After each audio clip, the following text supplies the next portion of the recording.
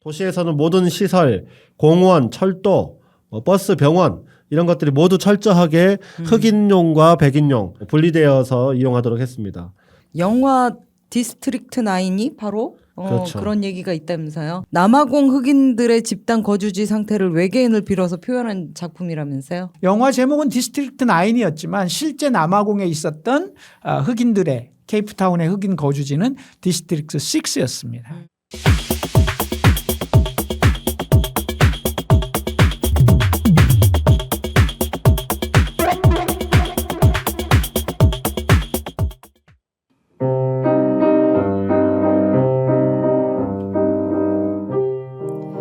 사자가 글을 배우기 전까지 모든 이야기는 사냥꾼을 영웅으로 그린다.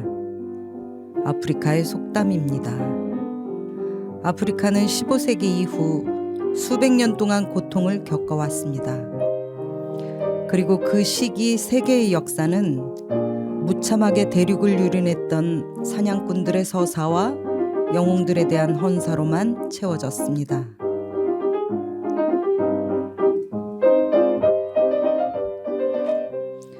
오늘도 아프리카 대륙에서는 그 왜곡된 역사를 지우기 위한 싸움이 진행되고 있습니다. 때로는 전쟁과 파괴로, 혹은 기아의 고통으로, 혹은 민주주의를 위한 치열한 충돌로 나타나기도 합니다. 그러나 그 모두가 다른 역사를 기록하기 위해 새롭게 자신을 인식한 사자들의 분투임을 기억했으면 합니다. 역사 속에서 오늘의 길을 찾는 빨간 방송. 붉은 오늘 49번째. 아프리카의 어제 그리고 오늘 4부. 자기 땅에서 유배당한 사람들. 남아공의 아파르트헤이트 그리고 로디지아 두 번째. 지금 시작합니다.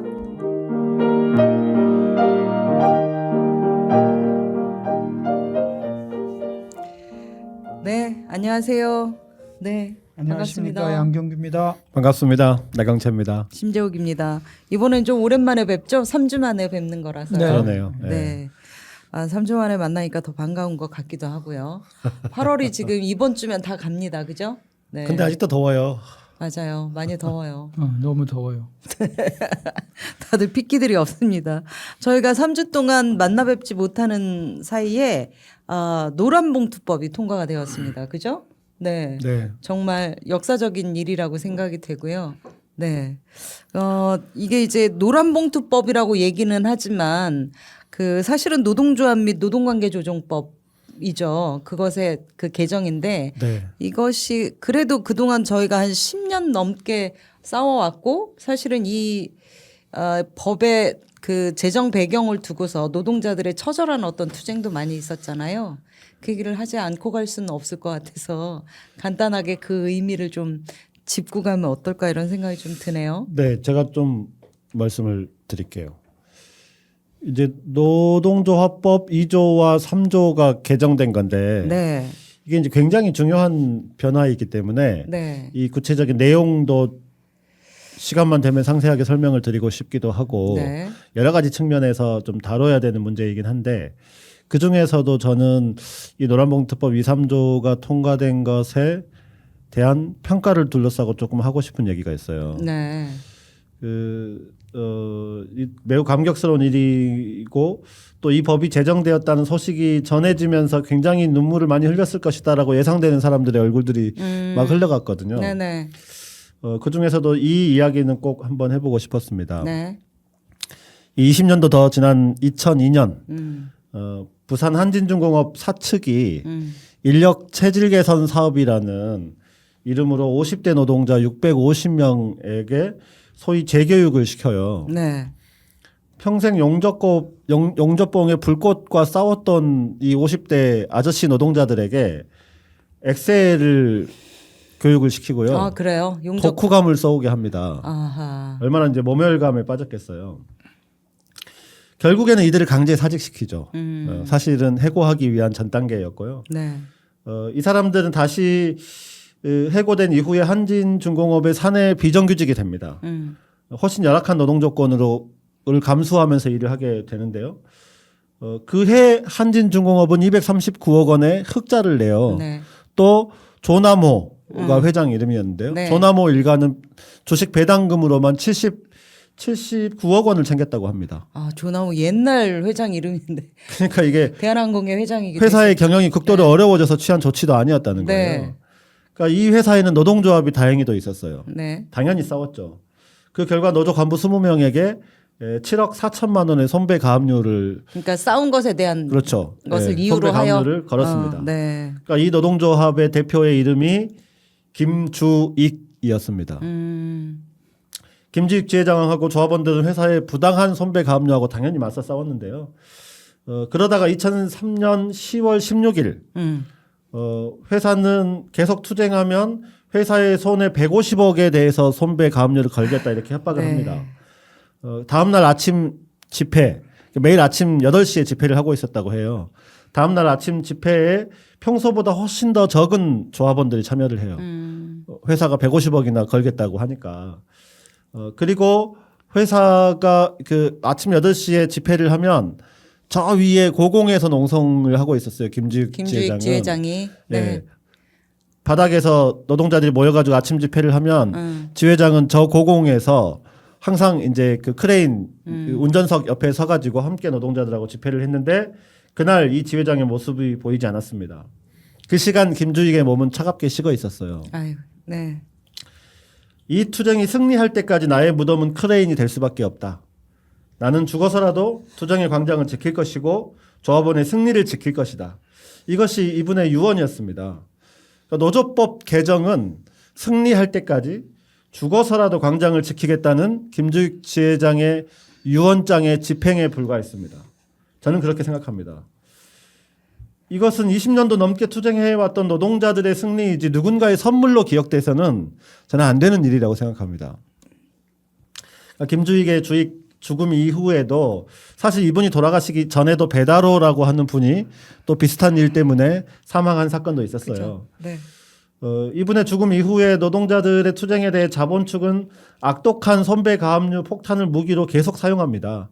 급기야는 2009년 쌍용자동차에서 무려 5,646명을 해고 통보한 사실이 있었어요. 당연히 노동자들은 파업으로 저항을 했습니다. 그러니까 파업은 그렇지만 경찰의 잔인한 진압으로 마무리가 되었고요. 사측은 해고 노동자에게 모두 429억 원의 손배 가압류를 청구했습니다. 그 뒤에 모두 알다시피 자그마치 30하고도 3명의 노동자들이 스스로 목숨을 끊었어요. 이 과정에서 노란봉투법 운동이 시작된 겁니다. 이 법안이 이렇게 20년이 넘는 네. 역사, 또 수십 명의 노동자들의 죽음과 함께 하고 있는 역사를 가지고 있다. 이것을 우리가 기억해야 된다 이렇게 생각하고요. 그 사이에 민주당 정부가 사실 몇 번이나 집권을 했습니다. 네. 왜 이제야 이 법안이 통과된 것인지 사실 물어야 됩니다. 네. 국회와 정치권 이 뒤늦은 응답에 대해 사실은 자랑할 게 아니라 사과해야 마땅하다. 네. 저는 이렇게 생각하고요. 그런 의미에서 노란봉투법 통과에 감격하면서 김주익과 배다로 열사를 떠올리지 못한다면 33명이나 세상을 등졌던 쌍용 자동차의 옥새 파업 투쟁을 우리가 기억하지 못한다면 그저 훌륭한 정치인들이 만든 좋은 시류라고만 이 사건을 생각한다면 이 기억 상실은 얼마나 끔찍한 일입니까? 우리들의 신념을 믿지 않고 끝까지 싸우는 것을 믿지 않는다면 그렇다면 우리는 도대체 무엇이겠습니까? 포기하지 않고 절망하고 포기하지 않고 싸웠던 이 땅의 노동자들에게 감사해야 마땅한 사건이다. 저는 이렇게 보고 있습니다. 네. 아, 이거 어떡하면 좋아.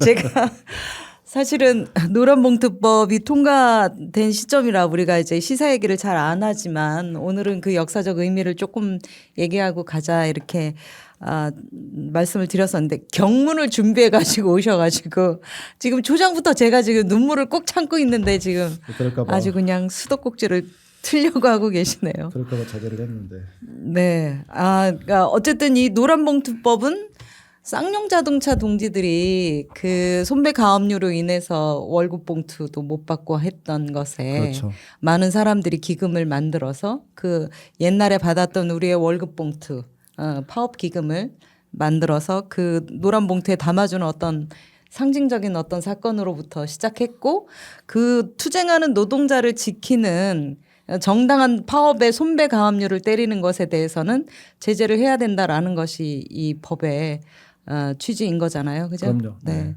그리고 그 사용자의 개념을 확대해서 근로계약 당사자가 아니더라도 실질적인 지배 개입을 하고 있는 원청에게도 교섭을 할 수 있도록 하는 그런 어떤 이제 하청 노조도 이제 교섭할 수 있는 이게 확대가 된 이런 내용도 있고 쟁의행위 대상도 확대가 됐고 경영상의 이유에 대한 해고에 대해서도 투쟁할 수 있게 된 거잖아요. 그죠? 교섭의 대상이 되고 어쨌든 그런 와중에 저희가 이제 노동자들이 그 20년을 싸워왔던 정당한 요구가 이제서야 입법화된 사건이고 그 과정에서도 굉장히 많은 진보 정당의 정치인들이 노력을 많이 했죠. 네. 정의당의 이은주 의원님도 이 법을 처음 발의하신 분 아닌가요? 네, 이제 이게 통과되던 시점에 신문에 이은주 의원의 사진이 어떤 네. 노동자하고 포옹하고 있는 사진이 네. 예, 실리기도 하더라고요. 예. 그러니까요. 세상에나 이 당연한 법을 만드는데 저희가 20년이 넘도록 얼마나 많은 노동자들이 죽고 다치고 굶고 싸워왔는지를 기억하자는 의미로 우리 나경채 국장님의 아주 절절한 이야기가 있었습니다. 자, 오늘도 할 얘기가 많은데 노란봉투법 역사적 의미를 짚다 보니 얘기가 조금 길어졌습니다. 위원장님 감회가 엄청 있으실 텐데 말씀 안 나경채 하시네요. 동지 얘기하신 걸로 대신하겠습니다. 네, 입을 열었다가는 이제 오늘 이걸로 대체될 거가 나중에 언제 노동자들의 그 투쟁과 입법의 과정들도 한번 붉은 오늘에서 다뤄보면 어떨까 하는 생각도 했었습니다. 네. 자, 오늘의 이야기 들어가 볼까요? 네. 오늘 이야기는요, 지난 3부에 이어서 남아공의 아파르트 헤이트하고 로디지아 그 참혹했던 인종차별에 대한 이야기를 하기로 했어요. 그죠? 네. 지난 방송에서는 남아공의 아파르트 헤이트 정책, 그러니까 백인과 흑인을 완전하게 분리시키고 흑인들에게 땅을 주고 거기다가 자치정부를 세워라 라고 하면서 이제 그 완전히 법적으로 이거를 만드는 반투 자치 촉진법? 네. 반투 자치 촉진법. 네. 그거를 남아공 정부가 공표했다는 이야기까지 했습니다. 네, 그죠? 맞습니다. 네. 그러면 오늘의 이야기는 먼저 페루브루트 정권이 1959년에 공포한 반투 자치 촉진법의 내용부터 알아가면서 시작해 보도록 하겠습니다. 네. 싸우지 않고 사이좋게 지내려면 같은 나라에서 아웅다웅 하지 말고 아예 따로 사는 것이 대립을 줄일 수 있다. 사실 이게 그럴듯하거든요. 그렇죠. 네. 이게 개인과 개인 간의 관계에서는 사실 매우 그럴듯한 이야기예요. 그렇죠. 네. 그런데 현실을 들여다보면 이게 얼마나 악랄한 정책인지를 알 수 있습니다. 이게 개인 간의 관계와 사회 혹은 국가가 매우 다른 거죠. 우선 이 법의 명칭부터 설명을 드리면요. 남아공 정부는 흑인들의 땅이라는 뜻으로 이 지역을 반투스탄 이렇게 불렀습니다. 스탄이라고 하는 말은 페르시아어로 땅이라는 말이고요. 그렇죠. 뭐 이제 이 말이 붙은 나라 이름도 꽤 있잖아요. 네. 남아프리카에서는 일반적으로 반투라고 하면 흑인을 말하는 보통 명사처럼 사용되었습니다. 그러니까 일부에서 사하라 이남에서 출발해 가지고 중앙 아프리카를 거쳐서 남쪽으로 이동한 반투 민족이라는 사람들이 있다 이런 얘기를 했는데요. 이분들이 남쪽으로 이동해서 원래 남쪽에서 살고 있었던 코이코이족이나 산족을 밀어내거나 또는 이분들하고 동화하면서 다양한 종족으로 분화하는데 그래서 남아프리카 지역 종족의 뿌리 중 하나가 반투 민족이다 이렇게 말할 수 있습니다. 반투죠. 네. 네. 그러다 보니 반투가 흑인을 의미하는 어떤 대명사처럼 쓰이는 거죠. 그렇구나. 네. 그래서 이제 법의 이름을 반투 자치촉진법이라고 정했는데요. 남아공 정부는 이렇게 조성된 지역, 이 반투가 자치하는 이 지역, 자치 지역을 이 지역을 홈랜드라고 불렀습니다. 홈랜드. 편안한 안식처. 이게 원래 뭐 고향이란 뜻이잖아요. 뭐 그럴 듯한 이름을 붙였지만 흑인들은 백인들이 명명한 홈랜드라는 이름을 비웃고 여전히 반투스탄 이렇게 불렀다고 합니다. 네. 지금 그림에 나오고 있는데요. 저 그림에 나오고 있는 곳들이 바로 그 무슨 색깔? 남아공 정부가 지정한 하얀색이 아닌 건 다 반투스탄입니다. 아, 그렇구나. 근데 이제 저게 색깔별로 10개가 있는 거죠. 10개가 반투스탄입니다. 남아공 정부 자치령이었지만 나중에는 진짜 흑인의 나라로 인정하겠다. 일단 자치령으로 출발하지만 그리고 실제로 시간이 흘러서 1970년대 후반부터 1980년대 초반까지 그중 4개의 반투스탄 그러니까 이제 저기 표에 나오고 있는 트란스케이, 보프타츠와나, 시스케이, 벤다 이런 데를 차례로 독립시켜서 독립국가를 만들어 버립니다. 네. 자체적인 정부와 군대를 갖는 국가의 형태를 갖추기는 했지만 뭐 남아공의 괴뢰국에 불과했던 거죠. 그럼 국제사회가 인정하지 않는 나라였고요. 아무도 인정하지 않고 지들끼리 네 개 국가끼리 수교하고 남아공만 수교하는 참으로 이상한 나라들이 되었던 거죠.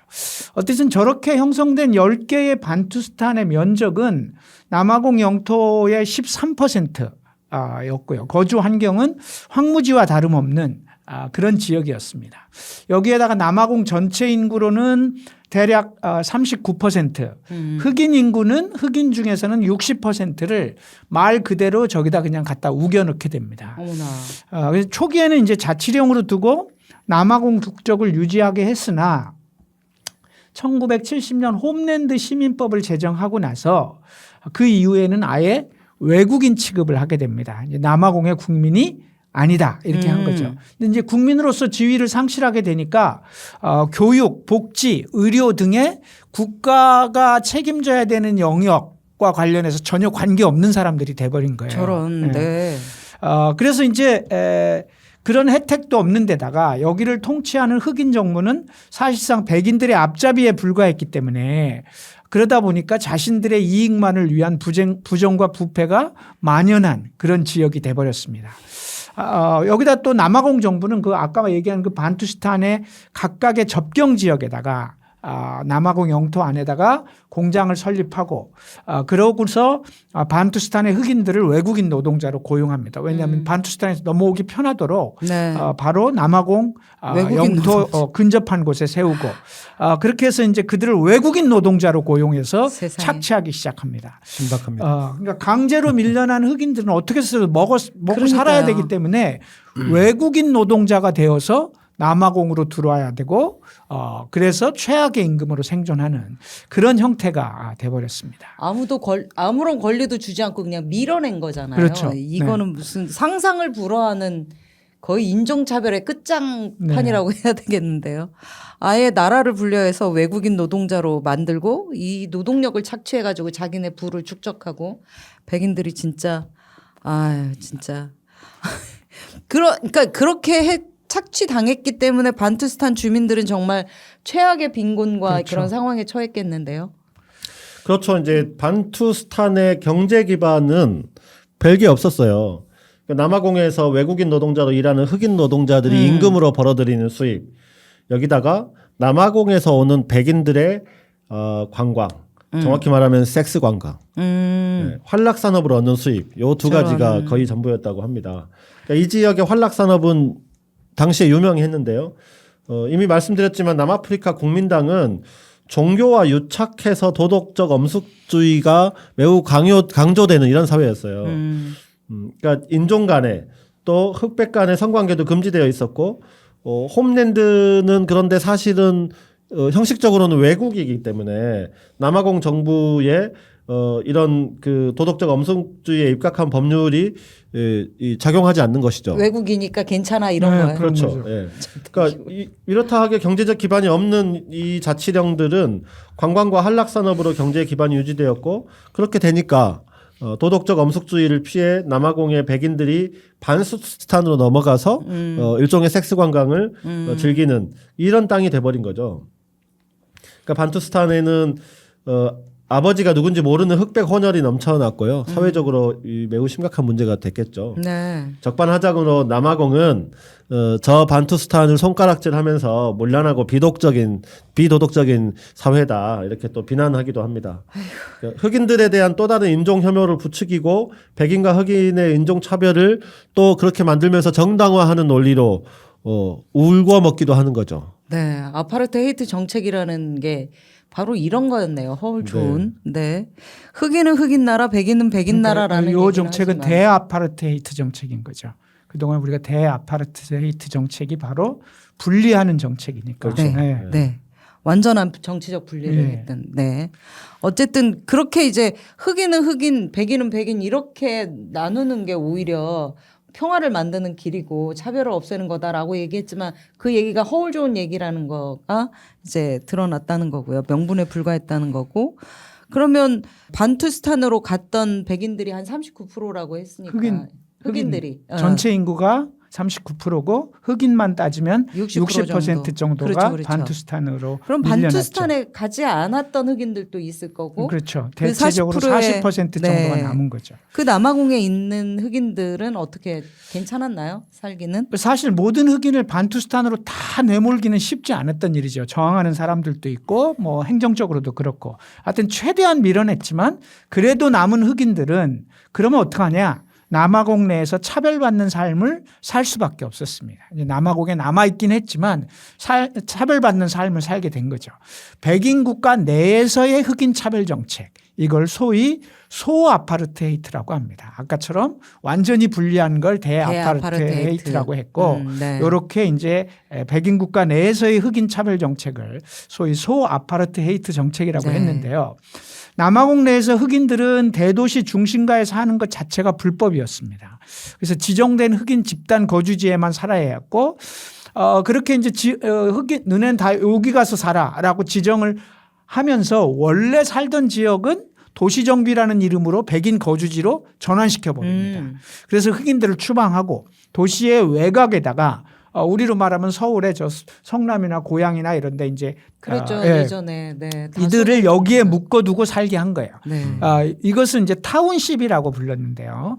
이 타운십을 만들어서 그러니까 우리처럼 무슨 뭐 저기 신도시 이런 개념이 만드듯이. 아니라 네. 그야말로 흑인들이 거주하는 빈민가 타운십으로 몰아낸 거죠. 그래서 예전에 이제 청계천 그 빈민들을 막 성남에다 갖다 부려. 뭐 약간 비슷한 거죠. 그런 거. 근데 네. 이제 이렇게 하다 보니까 안 가려고 할 거 아니에요. 그렇죠. 그러면 안 가지 못하도록 만드는 거죠. 원래 흑인들이 살던 지역에 학교, 상점, 그다음에 수도 뭐 버스 노선, 건물 유지 보수 금지 정책 이런 것들을 해서 아예 그 살수 지역에 없게 도저히 만드는. 살 수 없게 만들고 타운십으로 가게 만드는 거죠. 세상에. 그래서 이제 어쩔 수 없이 타운십으로 이주하게 하고 그래도 안 되면 나중에 이제 폭력을 동원해서 이주를 시키게 됩니다. 남아공의 항쟁사를 들어보면 소웨토 항쟁 이런 게 있어요. 소웨토의 저항운동, 소웨토 항쟁 이런 말이 있는데요. 이는 요하네스버그 교회 지역의 명칭이 소웨토였습니다. 이게 영어 표현인데요. 사우스 웨스턴 타운십이란 그 머리 글자를 따서 소웨토라고 부른 겁니다. 그래서 남아공의 모든 도시 외곽과 농촌에 이와 비슷한 다른 명칭의 흑인 집단 거주 지역이 존재했죠. 이게 바로 남아공 내의 거대한 개토, 저들이 만든 타운십이라고 하는 것의 실체가 이런 거였습니다. 거대한 개토라고 하니까 그 명칭 자체에서 오는 이 차별이 얼마나 대단했을지 그 참혹함이 막 느껴지는데요. 어땠나요? 흑인들은 이동할 때 신분증이 있어야 했는데요. 우리가 알고 있는 신분증하고는 완전히 차원이 다른 신분증이었어요. 무슨 신분증이냐면 수첩처럼 두꺼운 92페이지로 된 두꺼운 여권북 같은 신분증을 반드시 지참하도록 했습니다. 뭐 이제 레퍼런스북 같은 거죠. 그러니까 말하자면 국내 이동용 여권인 거예요. 여권북이네. 네, 우리가 아는 여권보다 훨씬 더 두꺼운 그런 거죠. 네.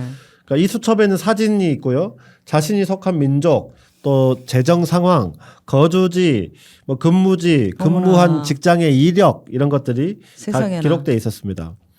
그러니까 모든 개인을 하나의 틀로 묶어 놓는 일종의 종이 감옥 같은 거였고요. 네.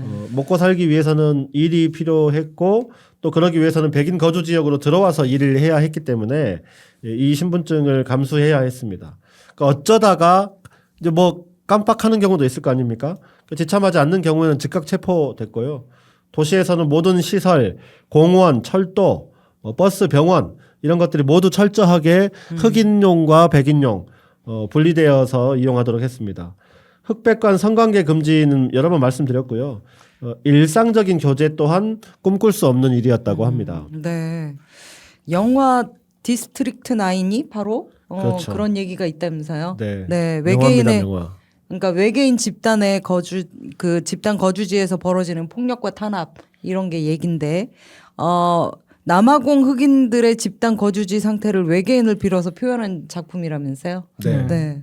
저는 그거 얘기 들으면서 인간의 잔인함에 대해서 정말 치를 떨 정도인데 백인들이 흑인을 그렇게 같은 인간으로서 다뤘다고 하니까 정말 너무 끔찍하네요. 유명한 영화죠. 이게 이제 뭐 반지의 제왕, 킹콩, 호빗 뭐 이런 것들을 제작한 감독 제작한 피터 잭슨이 제작하고 남아공 출신의 닐 블롬캠프가 감독을 맡았던 영화인데요. 네. 이게 이제 평론가들이 엄청 호평한 영화예요. 그래서 2010년 아카데미 작품상 후보까지 올랐던 영화인데요. 영화 내용은 이제 우연히 지구에 불시착한 외계인이 있었어요. 외계인. 예. 이들을 이제 인간들이 격리 수용을 하고 그리고 나서 이제 외계인을 어떻게 차별하고 폭력을 휘두르는지를 보여준 영화입니다. 인간은 이제 이들을 인간으로 취급하지 않고 그냥 인간으로 취급하지 않고 그야말로 짐승처럼 대우를 하는데 그건 마치 남아공 백인들이 흑인들을 단순한 인종차별이 아니라 인간이 아닌 것으로 대우하는 것과 똑같은 것을 연상시키는 그런 영화였습니다. 네.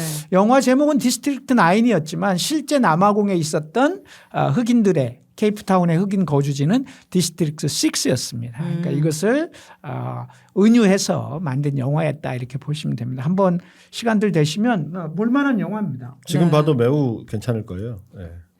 아이고 남아공의 악랄한 인종차별 정책에 대해서 이렇게 저렇게 막 들어보기는 했지만 이렇게 잔인한 정책이었는지 속속들이 알지는 못했던 것 같아요. 마치 히틀러가 유대인을 게토로 분리하고 그다음에 팔레스타인의 가자나 웨스트뱅크 같이 이렇게 했던 것과 똑같은 차별, 탄압 이런 분리 정책이었었던 거네요. 네. 네.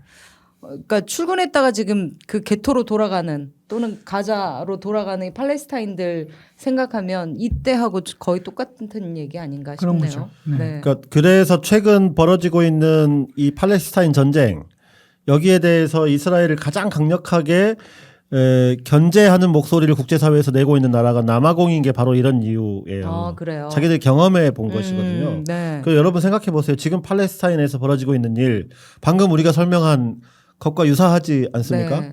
예, 그런 일들이 지금도 벌어지고 있는 거죠.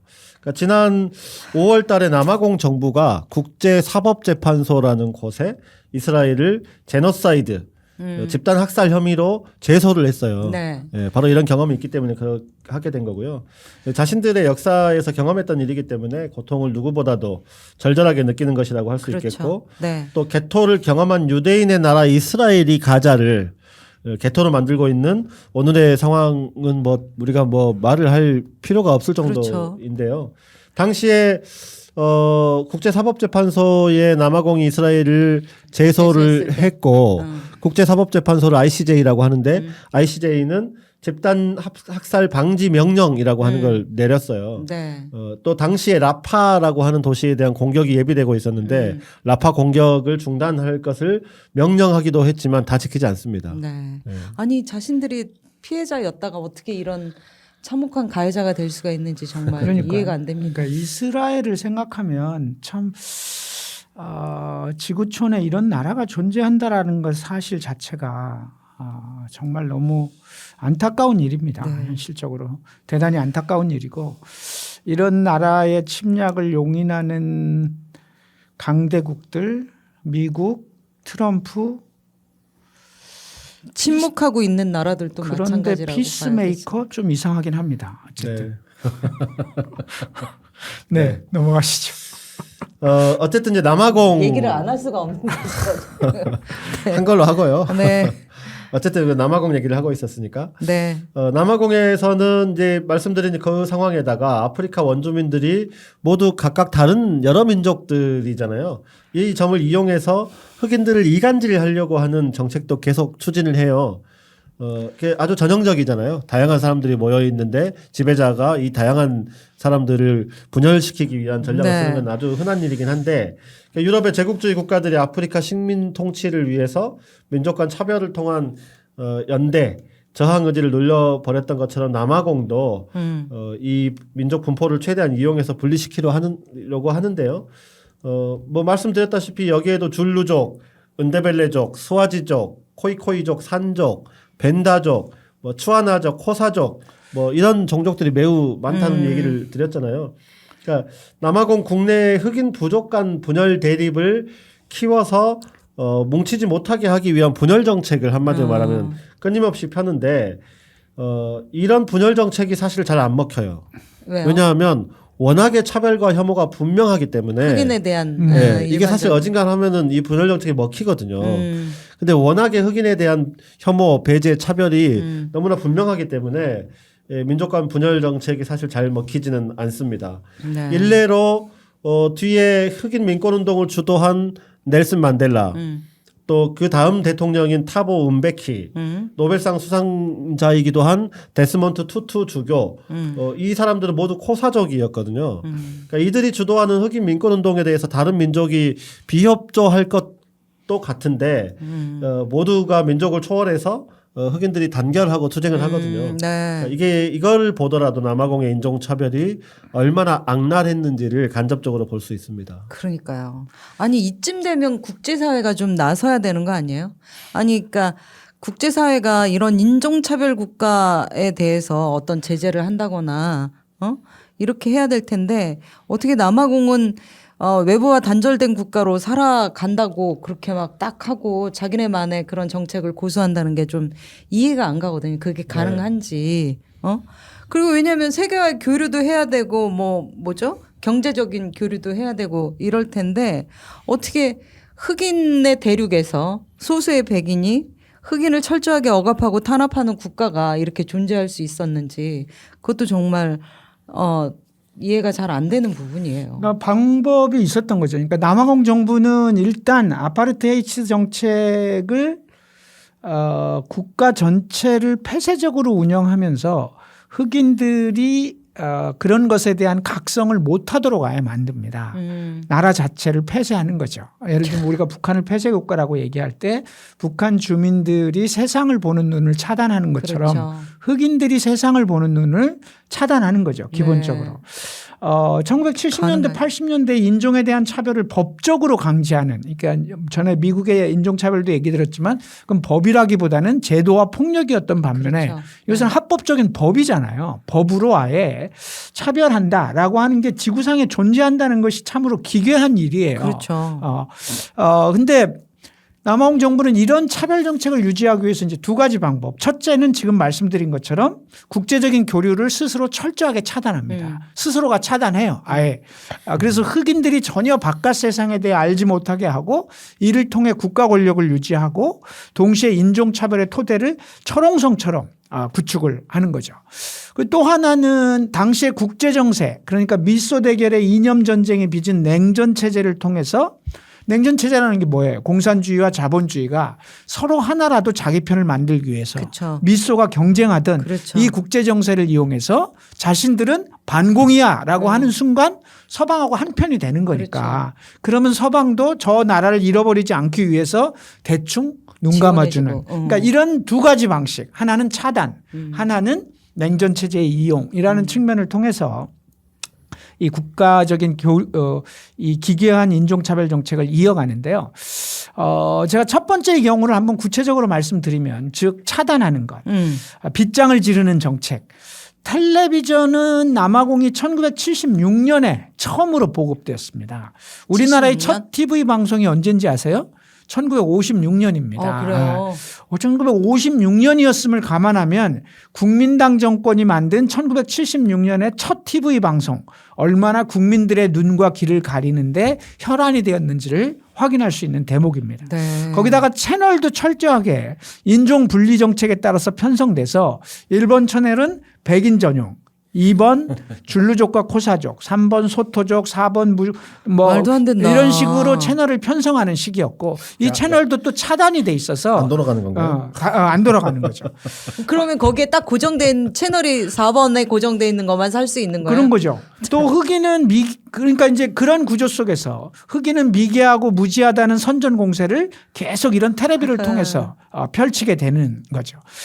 그래서 세계에서 성공한 흑인들의 소개 같은 거는 아예 한 법이 없고, 그러니까 흑인들은 우리 같은 흑인들은 이렇게 사는 거라고 생각하는 거예요. 미개하니까, 전 세계의 열등하니까. 뭐 흑인들이 어떻게 사는지 이런 것들은 아예 알 재간이 없도록 만드는 거죠. 네. 그래서 남아공 흑인들은 부자 흑인도 있고 유명한 흑인 운동선수도 있고 연예인도 있고 뭐 가수도 있고 뭐 그렇죠. 이런 것들이 있다는 걸 상상도 못하게 만드는 거죠. 어떡해. 이렇게 남아공의 국민당 정권은 흑인들 스스로 백인에 대해 열등하다는 인식을 갖게 만들었습니다. 나중에 이제 남아공 흑인들이 흑인들도 평등하고 유명한 흑인들도 또 굉장히 많다는 사실을 알게 됐을 때 그러면 이거 정부가 얘기하는 거하고 틀린데 이러면 그땐 또 말을 바꿔서 흑인이긴 한데 그 사람들은 국가에서 명예 백인으로 인정한 사람들이야 라고 또 뻥을 치게 되는 거죠. 그렇게 해서 자기들의 거짓말을 감추고 말도 안 되는 논리를 전개하기도 했다라고 한 그게 바로 이 소위 스스로 빗장을 지르는 폐쇄 정책이었습니다. 그렇군요. 참 대단합니다. 두 번째 전략도 있습니다. 힘들었겠다 그렇게 네. 유지하기. 하나로만은 다 안 되니까 두 네. 번째 전략도 있는데요. 또 하나의 전략은 국제 정세를 이용해서 고립을 피해가는 것입니다. 이게 1950년대 이후에 남아공의 극심한 인종차별이 이미 이제 국제사회에 많이 알려져 있었기 때문에 비판을 많이 받았는데요. 그렇지만 국제 정세, 특히 냉전 체제와 아프리카 식민 정책을 교묘히 이용해서 남아공은 자기들의 입지를 확보해 나가려고 했어요. 그러니까 여러 번 말씀드렸다시피 2차 대전 후에 냉전 체제가 시작되면서 아시아와 아프리카 신생 독립국을 상대로 미소 간의 패권 경쟁이 지속적으로 전개됐는데 이 조건에서 공산주의에 분명한 반대 입장을 내세움으로써 우리는 서방 세계의 일원이다라고 하는 것을 계속해서 표현하는 유지하는 전략을 사용했어요. 미국과 서방은 소련과 대응해야 하는 입장에 있었기 때문에 남아공의 인종차별은 비판을 안 할 수는 없긴 한데 그렇다고 해서 나 서방 편이야라고 하는 하는 세력을 밀어내는 것도 어려운 일이었던 거죠. 이걸 이용한 겁니다. 그래서 이제 외교적 고립을 피하기 위해 남아공은 주변 국가들의 또 전쟁과 내전에도 적극 결합했습니다. 서방 세계가 인종차별을 이유로 남아공 정부와의 협력을 기피하더라도 적어도 가까운 주변에는 우리한테 우호적인 정부가 들어서게 하는 거죠. 최소한의 외교적 발판은 스스로 이렇게 마련을 하는 거죠. 이런 전략으로 개입한 전쟁이 바로 로디지아 내전, 그리고 모잠비크, 앙골라 양국의 독립전쟁, 그다음에 각국에서 벌어진 내전이었습니다. 그렇게 다른 나라의 내전에 개입하면서 고립을 피하려고 하는 네. 그렇죠. 그러니까 야 진짜 대단하다고 생각이 듭니다. 그 남아공의 아파르트헤이트 얘기를 지금 계속 하면서도 계속 기가 막힌 얘기들이 계속 나오는데요. 지금 약간 로디지아 내전 그리고 모잠비크하고 앙골라 내전 얘기가 잠깐 나왔잖아요. 네. 이게 이제 남아공의 고립을 피하기 위한 어떤 내전에 대한 어떤 가담 이런 건데 여기서 지금 다음에 우리가 이 내전 얘기를 하기는 할 거잖아요. 그렇죠. 근데 이 얘기를 잠깐 어떤 방식으로 그렇게 참견을 하고 가담하면서 자기들의 전략을 그렇게 썼는지 잠깐 얘기를 하고 가면 어떨까요? 네, 뭐 이 대목에서 이왕의 얘기가 나왔으니까 모잠비크, 앙골라 내전, 로디지아 얘기를 좀 하고 가는 걸로 하죠. 그러면 우선 그동안 좀 미뤄두었던 또 하나의 인종차별 국가 로디지아 이야기를 좀 먼저 하고 그다음에 이제 앙골라, 모잠비크 얘기를 좀 하는 것으로 하겠습니다. 먼저 로디지아. 그러니까 남아공과 함께 흑인의 아프리카 대륙에서 인종차별 국가의 대명사가 됐던 로디지아라는 나라에 대해서 먼저 말씀드리면요. 로디지아라는 나라의 뿌리가 어떻게 형성됐는지는 지난 3부에서 잠깐 말씀을 드렸어요. 네. 그 이전의 역사까지 이제 조금 더 자세히 살펴보면요. 이 지역 그러니까 지금의 잠비아와 짐바브웨 지역에는 원래는 이미 한 차례 언급했던 쇼나족이 세운 짐바브웨 왕국이 있었습니다. 이 왕국은 이후에 무타파 왕국, 로즈이 왕국, 그다음에 마테벨란드 왕국으로 이어지고 그 과정에서 지금의 모잠비크 지역의 일부까지도 지배하는 남아프리카에서 가장 거대한 왕국 중에 하나였습니다. 1890년에 바로 이 지역을 당시 영국의 케이프타운 식민지 총독이었던 세실 로즈가 보어인들이 세운 나라인 트란스발 공화국과 오라네 공화국을 침공하기 위한 사전 포석으로 바로 그 나라들의 북쪽에 있었던 이 짐바브웨 지역, 이 지역을 먼저 보호령으로 삼아버립니다. 세실 로즈는 1898년에 이 점령 지역에 자신의 이름을 따서 로디지아라고 명명을 하게 됩니다. 지 이름이 로즈라고. 네. 나중에 이제 영국은 바로 저 지금 파란색 지역이 초록색? 예, 초록색 지역이 바로 과거에 지금 로디지아 지역인데요. 로디지아인데 저거를 중간에 보면 이렇게 약간 잘린 지역이 있습니다. 저 잘린 지역 밑에 지역이 남로디지아고 저 윗지역이 북로디지아가 됩니다. 북로디지아가 되는데요. 어쨌든 나중에 영국은 이 지역하고 니아살란드 지역, 지금의 말라위라고 하는 지역인데요. 말라위가 들어서 있는 지역인데 거기까지 합병해서 식민지로 만들고 영국령 중앙아프리카로 선포합니다. 로디지아는 라는 이름으로 하나로 묶였지만 북쪽의 잠비아 지역과 남쪽의 짐바브웨 지역은 역사적인 왕국의 흥망도 다르고 민족도 달랐기 때문에 자연스럽게 잠비아 지역은 북로디지아로 그리고 짐바브웨 지역은 남로디지아로 이렇게 구분이 되게 됩니다.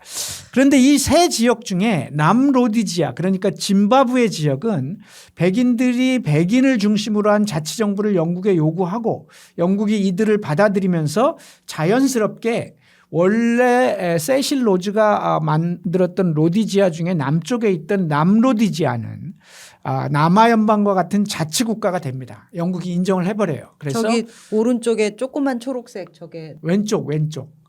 그래서 이제 초록색의 저 남북으로 나눠져 가지고 남쪽에 있는 것이 이제 남로디지아인데 어쨌든 이 지역은 남아공처럼 연방국가가 되고 그리고 북쪽에 있었던 지역 북로디지아와 니아살란드는 영국이 직할 식민지로 삼아버립니다.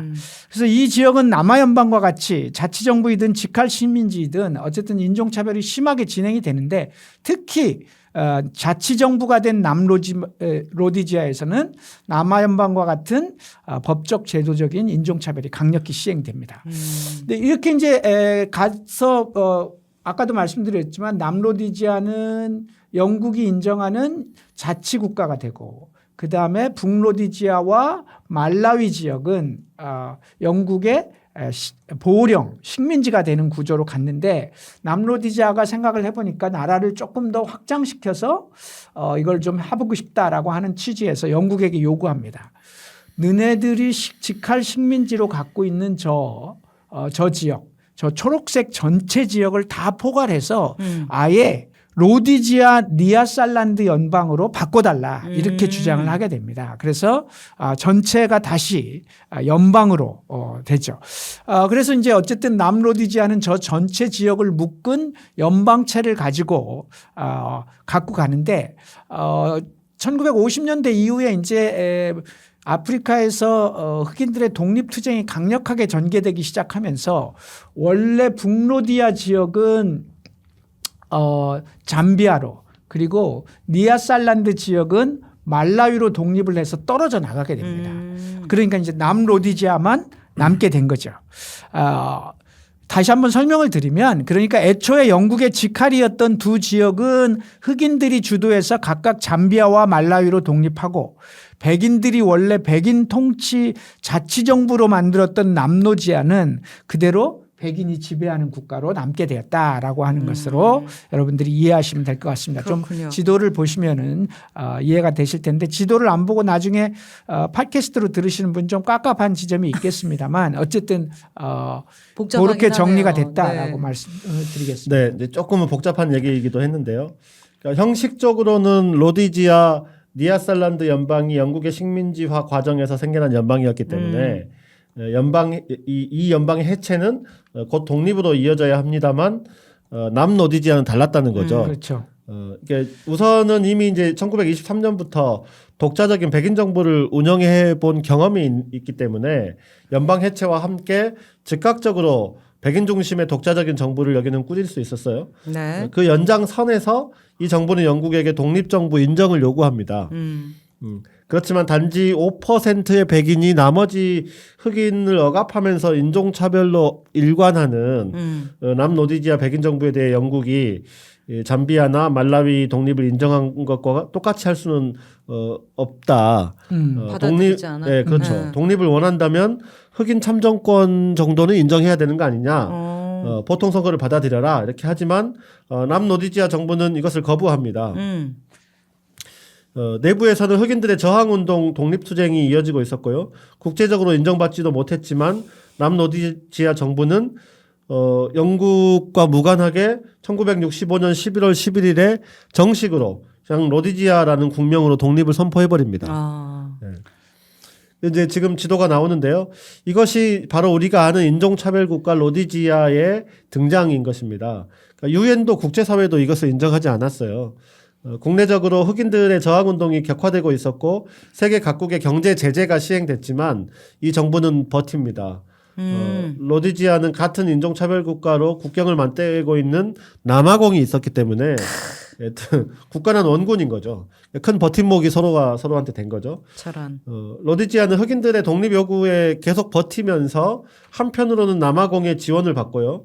또 한편으로는 여전히 앙골라나 모잠비크 식민 정부를 유지하라고 하는 포르투갈의 강력한 지원을 받으면서 자신들의 정부를 유지해 나갑니다. 네. 그러니까 이 로디지아 국제적으로 고립되어 있지만 적어도 로디지아 주변국들에게 이제 기대면서 로디지아의 버팀목이 되었다. 그러니까 동아줄 두 개가 있는 거죠. 그러니까. 네, 남아공과 포르투갈. 그러네요. 남아공, 모잠비크, 앙골라 여기 주변 국가에다가 포르투갈까지. 네. 그래 특히 남아공은 자기네 이해 때문에라도 적극적으로 지원을 했겠어요. 당연하죠. 네. 만약에 로디지아에서 이 흑인들이 지배하는 국가로 바뀐다면 그러니까. 그렇다면 남아공 입장에서는 치명적이었겠죠. 어쨌든 이런 주변의 정세에 힘입어서 로디지아는 남아공처럼 헌법과 각종 법령을 정비하며 인종차별 정책을 시행해 나갔습니다. 남아공과 아주 똑같은 정책이었던 거죠. 로디지아 정부는 이렇게 법을 정비하고 정책을 마련해가는 과정에서 남아공과 마찬가지로 1970년에 헌법 개정 국민투표 그래봐야 5%의 백인만 투표하는 겁니다. 전체 국민 중에 5%의 백인만 하는 국민투표를 통해서 영연방을 탈퇴하고 이제는 영국의 연방마저 탈퇴하고 완전하게 독립공화국을 선언하게 됩니다. 로디지아 정부의 이런 인종차별 정책이 이렇게 질풍노도로 달려가자 드디어 로디지아 내의 흑인들이 저항운동을 시작하고 급기야 무장투쟁 그리고 내전으로 가게 됩니다. 네. 그 남아공이 로디지아 내전에 개입하고 지원했다라고 하는 바로 그게 이 지금 로디지아 백인 정부에 맞선 흑인들의 무장 투쟁에 개입했다는 거네요. 그런 거죠. 그렇죠. 네. 남아공으로서는 로디지아 그 백인 정부가 무너지는 게 자기한테는 되게 안 좋은 일이죠. 위협적인 일이 그렇죠. 되니까요. 포르투갈도 앙골라나 모잠비크 식민지를 유지해야 되니까 그런 조건에서 아마 로디지아를 지원했을 것이고요. 네. 그러니까 내전이라고는 하지만 주변국의 이해가 걸린 만큼 약간 국제적인 양상도 띄었겠어요. 그렇죠. 네. 로디지아 내전은 1970년부터 본격화되었고요. 이제 이 내전의 양상이 이랬습니다. 그러니까 로디지아 정부가 한편에 있었고요. 이들이 누구와 손을 잡았냐면 흑인들의 독립을 거부하고 식민지를 유지하려고 하는 포르투갈과 손을 잡습니다. 네. 또 누구와 손을 잡냐면 백인 정권 유지를 바라는 남아공 정부의 연합 이렇게 네. 손을 잡고요. 여기에 맞서는 흑인들의 투쟁이 있었다. 그렇죠. 이렇게 네. 보면 되는 겁니다. 여기에다가 로디지아 정부가 백인 인구가 워낙 5%밖에 안 되잖아요. 그렇죠. 전쟁은 어쨌든 네. 이렇게 남들이 머릿수가 도와주다 있어야 하더라도 되는데 자기들 군대도 있어야 되는데 너무 백인들 인구가 적으니까 용병을 고용합니다. 이 나라 저 나라에서 백인 용병을 돈 주고 돈이 많았나 보다. 고용하고요. 네. 당연히 치열한 내전이 전개되었겠죠. 외곽에서는 무장 투쟁이 일어나고 도심에서는 흑인들이 시위 폭동을 네. 일으키면서 계속 이어지는데요. 이게 10년 동안 지속됩니다. 10년 10년이요? 네. 이 10년 동안 남아공은 자기들의 정권을 보위하기 위해 로디지아 정부를 계속 지원합니다. 세상에나 그렇게 된 거네요. 10년을 결과가 어떻게 됐나요? 그래서 1980년 4월 18일 드디어 내전이 종결되고 짐바브웨 공화국이 수립이 됩니다. 예. 그러니까 이 어떻게? 내전은 네. 안에 흑인들의 투쟁도 굉장히 격렬하게 진행됐지만 한편으로는 이 전쟁에서 뭐 완전히 전쟁 대 전쟁으로 해서 로디지아 정부가 패전했다기보다는 주변 정세의 변화에 따라 백인 정부가 결국 무너지게 되는데요. 이 정세 변화라고 하는 것의 첫 번째는 1974년에 포르투갈에서 일어난 카네이션 혁명이 있습니다. 네. 혁명이 일어나고 새로운 정부가 들어서면서 그동안 식민지를 죽어도 안 뺏기겠다고 고집했던 전 정부와는 반대로 포르투갈이 아프리카의 식민지에 전면적인 철수를 선언합니다. 네. 이렇게 되니까 당연히 로디지아의 백인 정부를 돕던 포르투갈이 철수했다라는 거죠. 결과적으로. 이로 인해 그래서 철수하고 나니까 앙골라하고 모잠비크에는 새로운 흑인 정부가 들어선 겁니다. 네. 근데 이 흑인 정부는 그럼 누굴 지원했을까요? 이제는 거꾸로 흑인 무장단체를 지원하기 시작한 네. 거죠. 그러다 보니까 힘이 점점 빠지는 데다가 남아공도 국제사회의 제재를 계속 받고 있으면서 피로가 누적되다 보니까 로디지아에 대한 원조를 끊지는 않았지만 조금씩 줄일 수밖에 없었던 거죠. 네. 이러다 보니 결국은 버틸 힘이 동이 나버린 겁니다. 네. 그래서 이런 상황에서 미국과 영국이 중재를 쓰니까 평화협상을 받아들이고 흑인 참정권을 보장한 헌법을 새롭게 제정하면서 총선을 거쳐서 드디어 1980년 4월 그동안 독립투쟁을 위해 평생을 헌신했던 로버트 무가베를 총리로 하는 짐바브웨 공화국이 수립이 됩니다. 네. 아프리카의 두 개의 백인 정권 중 하나였던 두 개의 세상에나. 인종차별 국가 중 하나였던 로디지아는 이렇게 그 인종차별의 역사를 마감하게 됩니다. 야, 10년을 싸워서 로디지아 백인 정부가 붕괴하고 남아공으로서는 엄청 타격이었겠어요. 그렇죠. 네. 이제 아프리카에는 유일하게 남은 백인 정권이잖아요. 네. 세계적인 압력도 그만큼 세질 것이고 남아공 정부로서는 엄청 깝깝했을 텐데 남아공이 개입했던 로디지아 내전은 이렇게 종료돼요. 그다음에 이제 또 있잖아요. 네. 모잠비크하고 앙골라 내전. 이 얘기로 넘어가야죠. 네. 그런데 저희가 지금 시간이 많이 되어서 잠깐 휴식을 취하고 오겠습니다.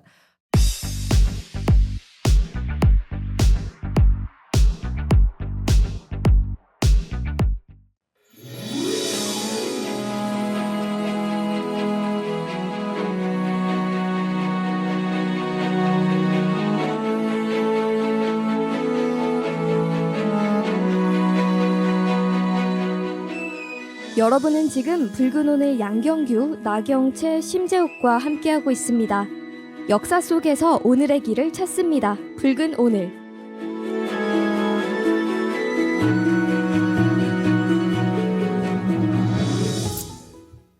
자, 저희 돌아왔어요. 네. 이제 앙골라와 모잠비크 내전 이야기를 해야 될 차례긴 한데 저희가 잠깐 쉬기 전에 로디지아가 짐바브웨 공화국을 만들면서 인종차별 종식됐다고 했잖아요. 네. 그러면서 로버트 무가베 총리 얘기가 나오거든요. 네. 저희 이분 저기 차달라면서 봤어요. 차달람. 네. 이 사람 세계에서 가장 악랄한 독재자로 이렇게 순위에 들어가는 사람이거든요. 그렇죠. 네. 근데 지금 소개하실 때 평생을 헌신한 독립운동가로 소개를 하셨는데 네, 이게 도대체 그렇습니다. 어떻게 된 일인가요? 네. 아니 우리나라 이승만 대통령도 최초의 그치. 대통령이면서 독립운동. 동시에 최초의 대통령이면서 동시에 최초의 독재자 아닙니까? 그러니까 그렇게 놀랄 만한 일은 아니다 이 말이고요. 로버트 무가베 헌신적인 독립운동가 그것도 맞아. 맞는 말입니다. 아 그래요. 하지만 최악의 독재자 이 역시 틀린 얘기가 아닌 거죠. 그런데 이제 아프리카의 독재자들 상당수는 사실 모두 독립운동 출신이에요. 가슴 아프다. 예, 영웅 출신인 거죠. 그 초기 당시에는 국민의 열렬한 지지를 받으면서 등장했던 많은 사람들이 권력에 대한 욕심으로 타락하고 독재로 전락한 역사가 참 많습니다. 아이고야 그렇구나. 이제 지금 우리의 화제인 로버트 무가베는 56세이던 1980년에 집권을 했고요. 네. 2017년 93세 와. 군사 쿠데타로 실각할 때까지 37년간 집권했습니다. 이 사람 거의 최장 아니에요? 세계에서? 그건 또 아닙니다. 그것도 그것도 아니고 좀 아니에요. 들어. 그러니까 그 과정에서의 이제 부정부패와 온갖 추악한 행보로 민중의 삶을 나락으로 떨어뜨렸는데요. 아유, 세상에. 실각했지만 손끝 하나 다치지 않고 2019년에 사망할 때까지 풍요롭게 살다가 생을 마쳤다. 저런 아 분하다 진짜. 네, 이제 말씀하신 것처럼 무사히 37년 죽었다니. 독재는 최장기 독재도 아니었다. 아프리카에는 그 밖에도 1986년에 집권한 후 지금도 대통령직을 유지하고 현재 39년을 집권하면서 내년에 또 출마를 준비한다고 알려진 우간다 대통령 요웨리 무세베니라는 사람이 있고요. 1965년에서 1997년까지 32년간 집권했던 콩고 민주공화국의 모부투 세세 세코라는 사람도 있습니다. 세코. 네. 1989년부터 2019년까지 얼마 안 됐죠? 30년간 집권한 수단의 오마르 하산 알바시르라는 사람도 있습니다. 26년 집권했으니까 겸손한 것 같네요. 기니의 세코 뚜레라는 사람도 있고요. 네. 그리고 아프리카 최장기 집권으로 1982년에 대통령이 되어서 지금도 43년째 권력을 쥐고 있는 92세의 카메룬 대통령 폴 비아 음반도. 아유, 아 너무하다. 네. 한도 끝도 없어. 끝이 아닙니다. 아니 82년에 태어났는데 지금까지 대통령. 이 사람은 평생이 대통령이 한 명이야. 나이 한 살인 사람이 43세가 되도록, 되도록 대통령이 한 한 명이야. 명이야 진짜. 이거 와, 근데 이거 너무한 한도 거 아니야? 끝도 없습니다. 네. 이제 지금 거론된 사람들은 대체적으로 나쁜 독재자의 전형입니다만 비교적 좋은 평가를 받고 있는 탄자니아의 줄리어스 니에레레 이 대통령도 24년 했고요. 아, 그 다음에 시인으로 알려져 있는 세네갈의 레오폴드 생고르 대통령 21년, 케냐의 조모 케냐타 대통령 15년. 이제 나중에 기회가 되면 아프리카 독재자 열전을 한번 하는 걸로 하고 여기서는 뭐 기회가 그냥 이름만 한번 거론하는 이게 걸로 하죠. 아프리카의 풍토인가? 참고로 우리나라 최장기 독재는 예. 27년. 27년. 우리도 네. 엄청 길었어요. 약간 어. 여기 들어갈 만하네요. 그러니까 이제 이런 독재, 이런 정치 문화, 이런 민주주의의 문제를 어떤 관점에서 봐야 할 건가라고 하는 건데요. 나중에 기회가 생기면 한번 아프리카의 독재에 대해서 다뤄보는 것으로 하고 일단 오늘은 주제가 아니니까 앙골라와 아쉽긴 모잠비크 하다. 이야기로 넘어가죠. 네. 네.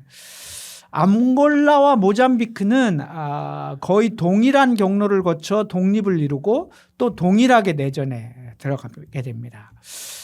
이렇게 이제 동일한 배경을 갖게 된 건 두 나라가 모두 포르투갈 식민지였기 때문입니다. 2차 대전이 종료되고 아프리카의 식민지들은 속속 독립하기 시작합니다. 치열한 독립 정쟁을 통해서 혹은 종주국가의 평화적인 교섭을 통해서 독립국가가 되기도 하는데요. 화면에 나오고 있습니다만 1960년 한 해에만 아프리카에서 17개의 독립국가가 나타납니다. 네. 1960년 한 해에만. 저게 지금 1960년의 일람표입니다. 1월 1일부터 시작해서 11월 28일까지 총 17개의 독립국가가 수립되기도 했을 정도로 50년대 네. 이후에 아프리카의 독립전쟁, 독립투쟁은 본물 터듯이 터쳐나옵니다. 2차 대전 이후 알제리처럼 프랑스의 완강한 거부로 인해서 6년간 전쟁을 치른 나라도 있지만 56년부터 62년까지 아프리카의 식민지가 독립국가가 되는 것은 하나의 큰 흐름이었습니다. 유럽 각국들도 세계적인 여론과 아프리카인들의 강력한 투쟁 속에서 하나둘씩 식민지를 포기하고 있었는데요. 여기 끝까지 버틴 나라가 있습니다. 우리는 절대 못해. 프랑스도 버티다가 전쟁까지 치르고 패배하는 걸 봤으면서도 우리는 못해라고 한 나라가 있었는데 그게 바로 포르투갈이었습니다. 아프리카에 가장 먼저 진출한 나라가 어디죠? 포르투갈입니다. 가장 늦게까지 버티며 무력을 총동원해서 세상에. 식민지를 유지하려고 했습니다. 1960년대 당시 포르투갈 정부는 1932년에 수립된 포르투갈 2공화국 정권이었는데요. 이 정권의 독재자가 안토니우 드 올리베이라 살라자르라는 사람이었습니다. 무려 이 사람이 집권하고 있는 기간도 30년이 넘는 기간 동안 집권하고 있었는데요. 포르투갈의 식민지였던 기니비사우, 앙골라, 모잠비크 이런 독립전쟁에 막대한 군비를 투여하며 완강하게 버티고 있었던 거죠. 바로 이 독립전쟁, 앙골라와 모잠비크의 독립전쟁에 남아공이 포르투갈 편을 들면서 이 전쟁에 참여합니다. 다시 말해서 포르투갈이 식민지를 유지하게 하는데 도와주는 전쟁에 남아공이 지원을 하는 거죠. 세상에나 제국주의에 맞선 이 식민지 독립투쟁에서 식민지 종주국의 편을 들고 있는 이런 이게 말이 됩니까? 남아공 자신들도 영국으로부터 독립을 이루어냈던 그런 나라잖아요. 그렇죠. 네. 네. 그러면 적어도 이런 전쟁에서는 포르투갈 편을 든다는 건 정말 너무한 거 아니에요? 이건 아무 명분도 없는 거 아니에요? 인종차별 국가인데다가 이런 일까지 저지르는 그러니까. 나라인 거죠. 명분이 있었죠. 명분이 있었다고? 그러니까 당시 국제 정세를 보면은요, 남아공은 그럴듯한 명분이 있었습니다. 아프리카 공산화 막아야 된다. 누가? 우리가. 이 공산화 예방 방지 이거는 되게 큰 명분이에요 세계사에서. 그렇죠. 60년대 70년대 뭐 이거. 당시는 냉전 체제였기 때문에 아이고. 미소를 중심으로 세계 패권 전략이 치열하게 서로 이제 경쟁하고 진행되던 시기였는데요. 네. 당시 아프리카 독립 전쟁의 양상이 세계의 신생 독립국 투쟁이 다 그랬고 또 우리도 그랬듯이 독립운동 세력의 좌우가 서로 경합을 했어요. 그러다 보니까 독립투쟁 과정에서 미소를 중심으로 한 냉전 체제는 각기 자기랑 가까운 좌우의 무장단체를 지원했단 말이죠.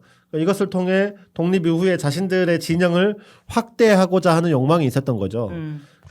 특히 앙골라와 모잠비크의 경우에는 사회주의 무장단체 세력이 더 강력했고 독립 후에는 사회주의 정권이 들어설 가능성이 매우 컸기 때문에 서방으로서는 이게 걱정됐던 거죠. 네. 바로 이 시점에서 남아공이 전쟁의 명분, 공산화를 우리가 함께 막아줄게. 이걸 가지고 인종차별 국가라는 외교적 고립을 피하려고 했던 남아공의 전략이 맞아떨어진 겁니다. 그 화면을 한번 보시죠. 주변 나라들인 모잠비크와 앙골라가 식민지로 유지되면 백인 국가 로디지아하고 하나로 묶어서 지역 연대가 가능하고 이 구도를 통해서 경제 외교적 고립을 최소화하려고 했던 것이 남아공의 전략이었던 겁니다. 그러니까 실제로 이제 저렇게 바로 남아공을 둘러싼 나라들이니까 요것만 다 같이 협력하는 나라가 되면 그 악랄한 인종차별에도 불구하고 외교적 고립을 어느 정도 견뎌낼 수 있다 이렇게 네. 생각을 한 거죠. 어쨌든 제가 한번 설명을 드릴게요. 앙골라와 모잠비크의 이 독립투쟁의 과정 설명을 좀 드리도록 하겠습니다. 네. 포르투갈은 죽어도 놓을 수 없다는 입장이었는데요. 네. 앙골라와 모잠비크가 그럼에도 불구하고 독립전쟁에서 승리하고 1975년에 독립하게 됩니다. 네. 그러니까 1945년이 2차 대전이 종료된 해라고 보면 사실은 30년 가까운 독립전쟁을 그러네요. 치른 거죠. 네. 결국 이제 포르투갈이 물러났는데 근데 포르투갈이 이 두 나라에서 물러난 것은 전쟁에서 패배했기 때문이 아니라 1932년 수립된 이 공화국에서 총리가 된 살라자르 총리가 1968년까지 장기간 독재를 합니다. 정확하게 36년간 집권을 한 거죠. 그러면서 식민지를 유지하겠다라고 계속 버틴 거죠. 그러다가 1968년 뇌출혈로 쓰러지고 그 뒤를 카에타누라는 사람이 이었지만 독재와 식민지 정책의 변화는 없었습니다. 그런데 국민들 입장에서 무려 36년간 독재를 하고 있고 그리고 장기간 전쟁을 하면서 네. 얼마나 어렵겠어요. 나라 그렇죠. 살림이. 네. 군사비가 부담이 되고 경제 불안이 계속돼서 국민들이 드디어 분노가 꼭대기까지 차 있는 시점. 이 시점인 1974년 4월 24일 국민들의 그런 저항의식을 등에 업고 좌파 청년 장교단이 혁명을 일으킵니다. 그래요? 그렇게 해서 이 정권을 붕괴시켜버리는 거죠. 이게 바로 포르투갈의 카네이션 혁명입니다. 그렇구나. 아까 카네이션 혁명 얘기. 네, 그러니까 총을 들고 일어섰지만 군인들의 총구에 국민들이 카네이션을 꽂아줬다고 해서 그래서 카네이션 혁명이라고 부르는 겁니다. 그렇구나. 카네이션이 감사의 뜻이잖아요. 그런 거죠. 어쨌든 우리 이제 보면 장미혁명 뭐 이게 다 네. 총구에 그 꽂아준 맞아요. 꽃을 가지고 네. 얘기하는 네. 거거든요. 새로 들어선 정부는 먼저 로디지아 내전의 개입 중단을 선언하고 이어서 마침내 모든 식민지에서의 철수를 결정합니다. 이제 새 정부의 개혁이 이런 거였죠. 그래서 기니비사우, 앙골라, 모잠비크, 상투메 프린시페, 까보베르데 같은 9개의 아프리카 식민지를 모두 포기합니다. 그리고 이들의 독립을 인정하고 그래서 식민지를 포기하고 이들이 독립국가를 세우고 포르투갈이 먼저 인정해주고 이렇게 이제 하는 거죠. 이 과정에서 포르투갈에 남은 식민지가 하나 있긴 있었어요. 그럼에도 불구하고 네. 우리가 잘 아는 마카오라고 하는 곳입니다. 마카오. 저도 가봤는데 마카오에 가면 지금도 포르투갈 건물들이 많이 남아 있죠. 이게 중국의 1999년 12월 중국에 반환합니다. 이것도 100년짜리였는데요. 홍콩 반환하듯이 1999년 포르투갈이 이 중국의 마카오를 반환하게 됩니다. 이렇게 해서 아프리카에 가장 먼저 왔던 포르투갈은 500년 만에 이야. 가장 마지막으로 아프리카를 떠나게 됩니다. 이야, 500년 진짜. 야, 5세기.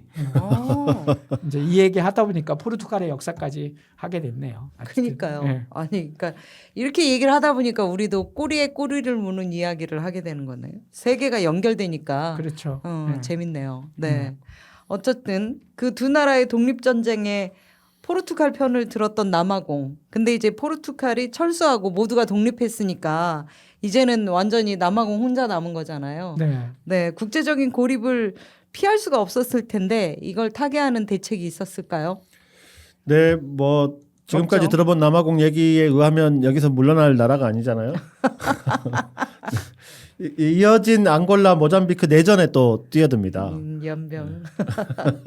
독립 후 바로 내전이 벌어지네요. 두 나라도. 그렇죠. 네. 아유, 2차 대전 이후에 아프리카에서 독립한 나라들이 독립 후에 대부분 내전을 겪는데요. 네. 이 내전의 이유는 다양합니다. 민족 간의 분쟁인 경우도 있고 또 공산주의, 사회주의 체제 분쟁인 경우도 있고요. 혹은 기득권을 유지하려는 식민 종주국의 개입으로 겪는 내전도 있었습니다. 네. 그리고 이제 이런 분쟁은 주변국이나 냉전 체제의 대결 구도 속에서 미국, 소련을 축으로 하는 서방과 공산권 국가의 개입으로 확전되기도 하고 또 내전이 아닌 국제전이 되어서 끝도 없는 전쟁으로 치닫는 경우도 있죠. 1950년에 이제 한국 전쟁도 사실 비슷한 맥락에서 벌어진 측면이 있잖아요. 그렇죠. 네. 독립하고 네. 나서 좌우가 격돌한 전쟁인 그러니까 이제 제국주의 그리고 미국, 소련의 패권 경쟁 이런 게 참 많은 나라들을 전쟁의 고통으로 몰아넣었던 건데 모잠비크, 앙골라도 예외가 아니었고요. 독립은 됐지만 새 정부의 주도권을 놓고 좌우로 갈라진 무장 조직의 내전이 곧바로 시작됩니다. 네. 그리고 이 전쟁은 위에서 말씀드린 것처럼 주변국뿐만 아니라 서방과 공산국가까지 뛰어들고 길고 긴 내전으로 이어집니다. 이 내전에 남아공이 또 뛰어듭니다. 네. 명분은 공산 정권을 막는다 이거였고요. 서방 세계의 이론이라는 것을 과시해서 고립을 피하겠다라고 하는 것입니다.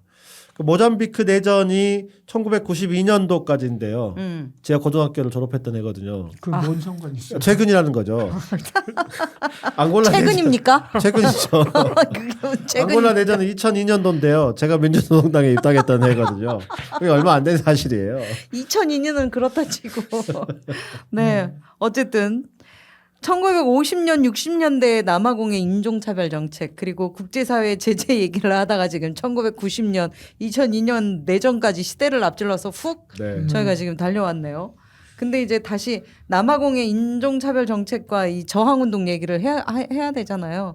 네. 이왕에 앙골라 내전과 모잠비크 내전 얘기를 했으니까 이건 마무리 일단 하고 네네. 네. 그렇죠. 예, 하고 남아공 아파르테헤이트 얘기로 좀 돌아가 네. 보죠. 네. 앙골라 내전은 제가 좀 설명을 드릴게요. 자세히 하려면 이것도 엄청 복잡한데요. 각각의 무장 단체들을 다 설명하고 그리고 이제 그 관계도 다 설명해야 되는데 오늘 주제가 아니니까 간략하게 하겠습니다. 1975년 포르투갈이 물러난 이후에 독립하게 되고 독립한 다음에 두 개의 정부가 선포됩니다. 바로 친소 앙골라 인민공화국과 친미 앙골라 공화국 간의 내전이 시작됩니다. 저런. 냉전 체제의 한 가운데서 벌어진 이 전쟁은 미국과 소련이 적극적으로 개입하면서 국제전의 양상으로 진행됩니다. 친소 정부를 지원하기 위해서 소련, 쿠바, 북한 그리고 동구권 국가들이 직접 전투병력 또는 지원병력을 지원하고 친미 정권을 지원하기 위해서는 미국, 이스라엘, 남아공 등이 참전을 하게 됩니다. 큰 전쟁이네요. 예.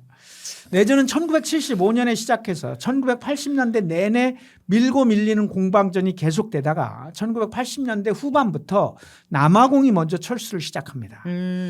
아파르트헤이트로 인해 군수 물품의 제재를 받고 있던 데다가 국내의 흑인 저항 운동이 점점 커지고 있는 데다가 원래 자신들의 자치령이었던 나미비아의 독립투쟁까지 시작되면서 여력이 없었던 거죠. 그래서 철수를 시작하는데요. 여기다가 1980년대 말부터 세계 질서가 변화하기 시작하죠. 소위 사회주의권이 붕괴하기 네, 시작합니다. 그렇죠. 네. 그리고 소련이 해체되게 되죠. 그러니까 이렇게 냉전 체제가 종식되니까 그동안 사회주의를 전면적으로 표방하고 소련하고 계속해서 했던 앙골라 인민공화국이 사회주의 안에 우리 이제 사회주의 뭐 이런 거보다는 온건한 삼인주의 정부로 전환을 선언합니다. 네. 냉전 체제도 끝났는데 네. 굳이 이렇게 대결 국면을 하지 않겠다. 그러니까 냉전 체제가 끝났고 여기다가 앙골라 인민공화국도 사회주의를 고집하지 않겠다고 선언하자 미국도 굳이 공산 정권을 막기 위해서 이 내전에 뛰어들었는데 네. 그럴 이유가 없어진 거예요. 그러면서 자연히 내전의 불꽃은 점점 약해지기 시작한 거죠. 그러니까 이제 그러면서 미국과 원래 종주국이었던 포르투갈이 중재를 쓰면서 내전의 당사자들인 좌우가 다 참여하는 그런 총선을 통해서 네. 통일정부 수립하자. 이렇게 하면서 1992년에 내전이 끝나게 됩니다. 네. 길고 길었던 75년부터 92년까지의 내전 이렇게 끝이 납니다. 네. 이것이 앙골라 1차 내전입니다. 1차 내전. 1차 내전이라고요? 네. 이 길었던 내전이. 그럼 2차 내전이 또 있단 얘기잖아요. 아이고 정말 끝이 없는 전쟁이네요.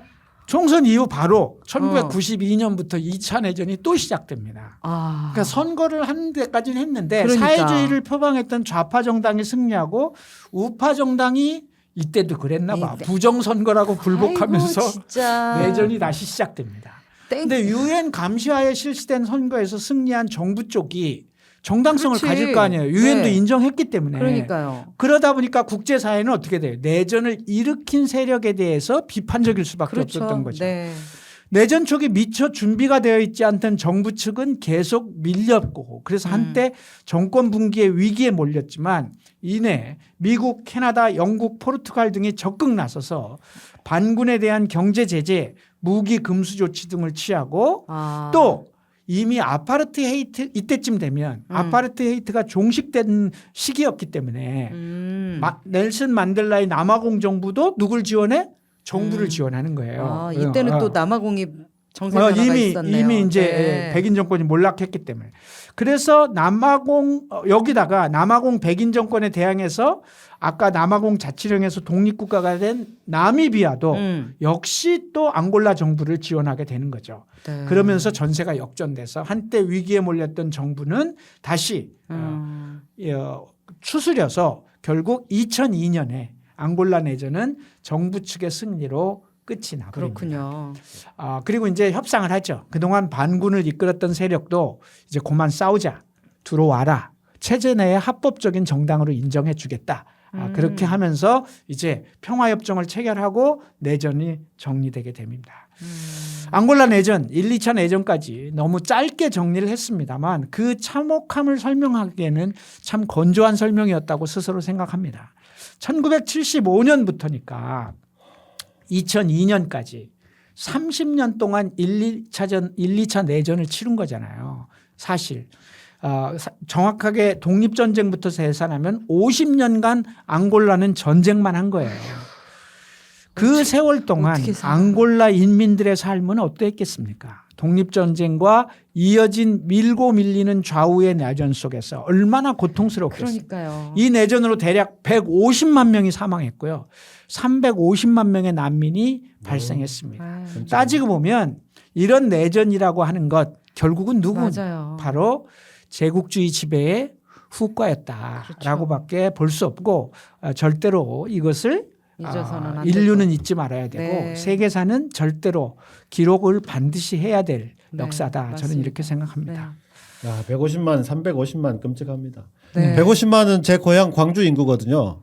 이분이 오늘 350만은 계속 자기하고 부산 인구가 감정 기획이 되는 320만이에요. 거예요. 그러니까. 아니, 아까 그 지도 어마어마한 보니까 거죠. 앙골라가 되게 큰 나라예요. 네, 엄청 큰 나라더라고요. 그러니까 광주 인구 전체가 죽어버렸고 부산 인구 전체가 다른 도시로 이주해야 어머 했다. 어찌했을까. 예, 그러니 이거 얼마나 그냥 큰 확 난리입니까. 와닿네 네. 진짜.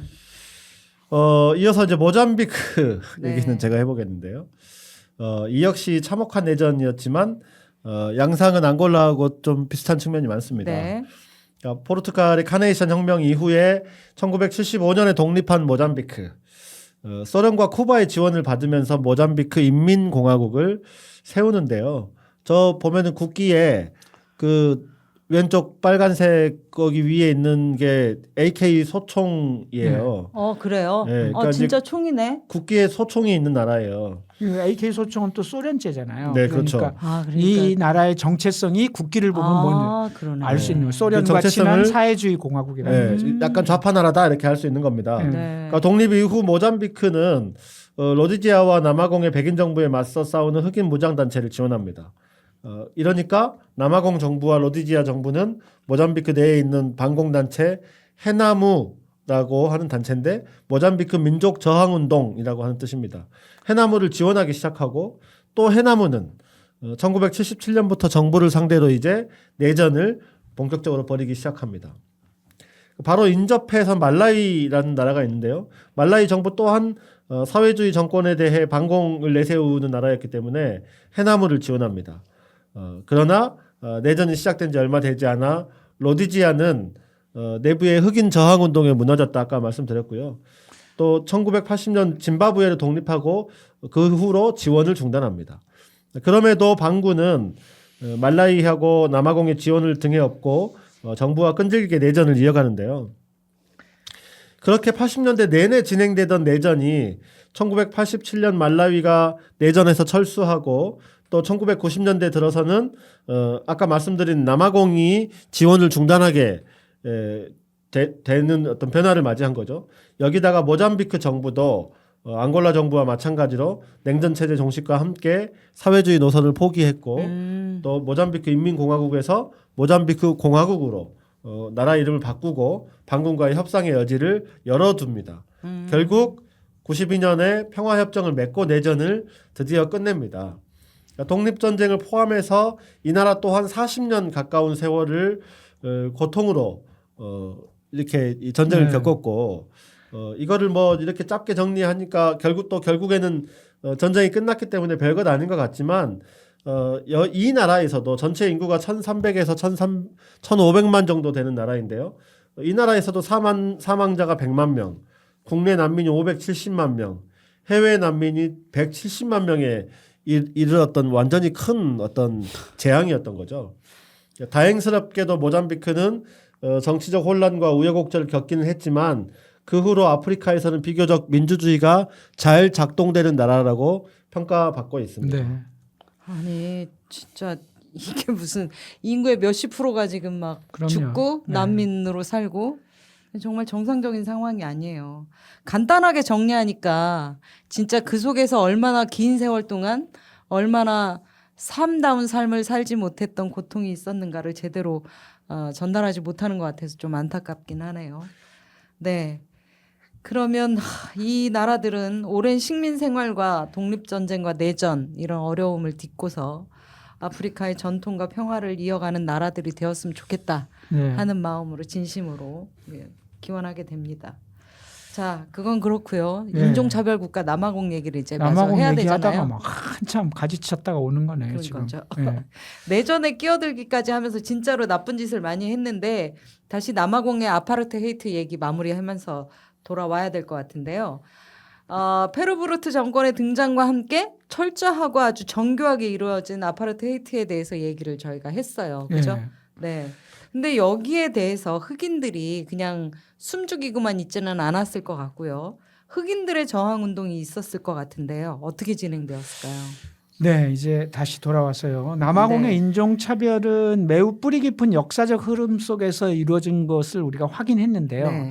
그 저항이 아주 전면적으로 벌어지는 데는 시간이 좀 걸릴 수밖에 없었습니다. 아, 여기에다가 국민당 정부가 인종차별의 정당성을 이념과 도덕으로 포장하여 그 본질을 호도한 전략도 주요했습니다. 네.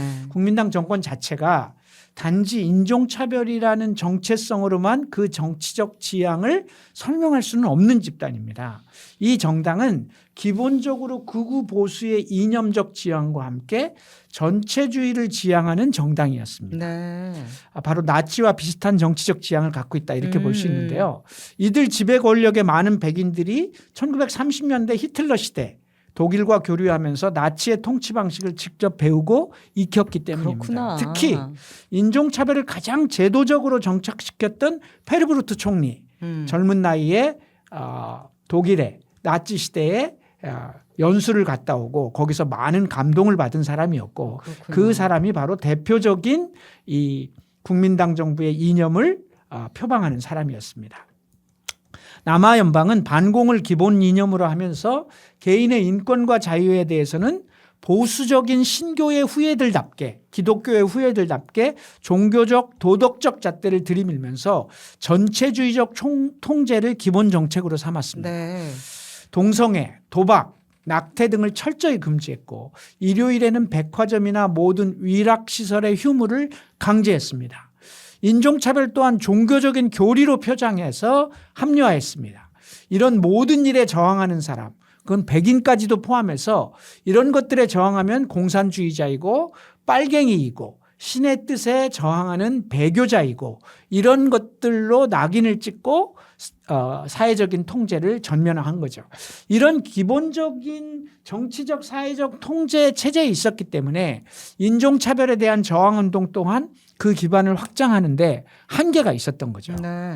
그래서 개인의 자유와 인권을 중시하는 백인들, 사회주의자 백인들이 인종차별에 저항하는 운동을 전개했지만 한계가 있었던 거죠.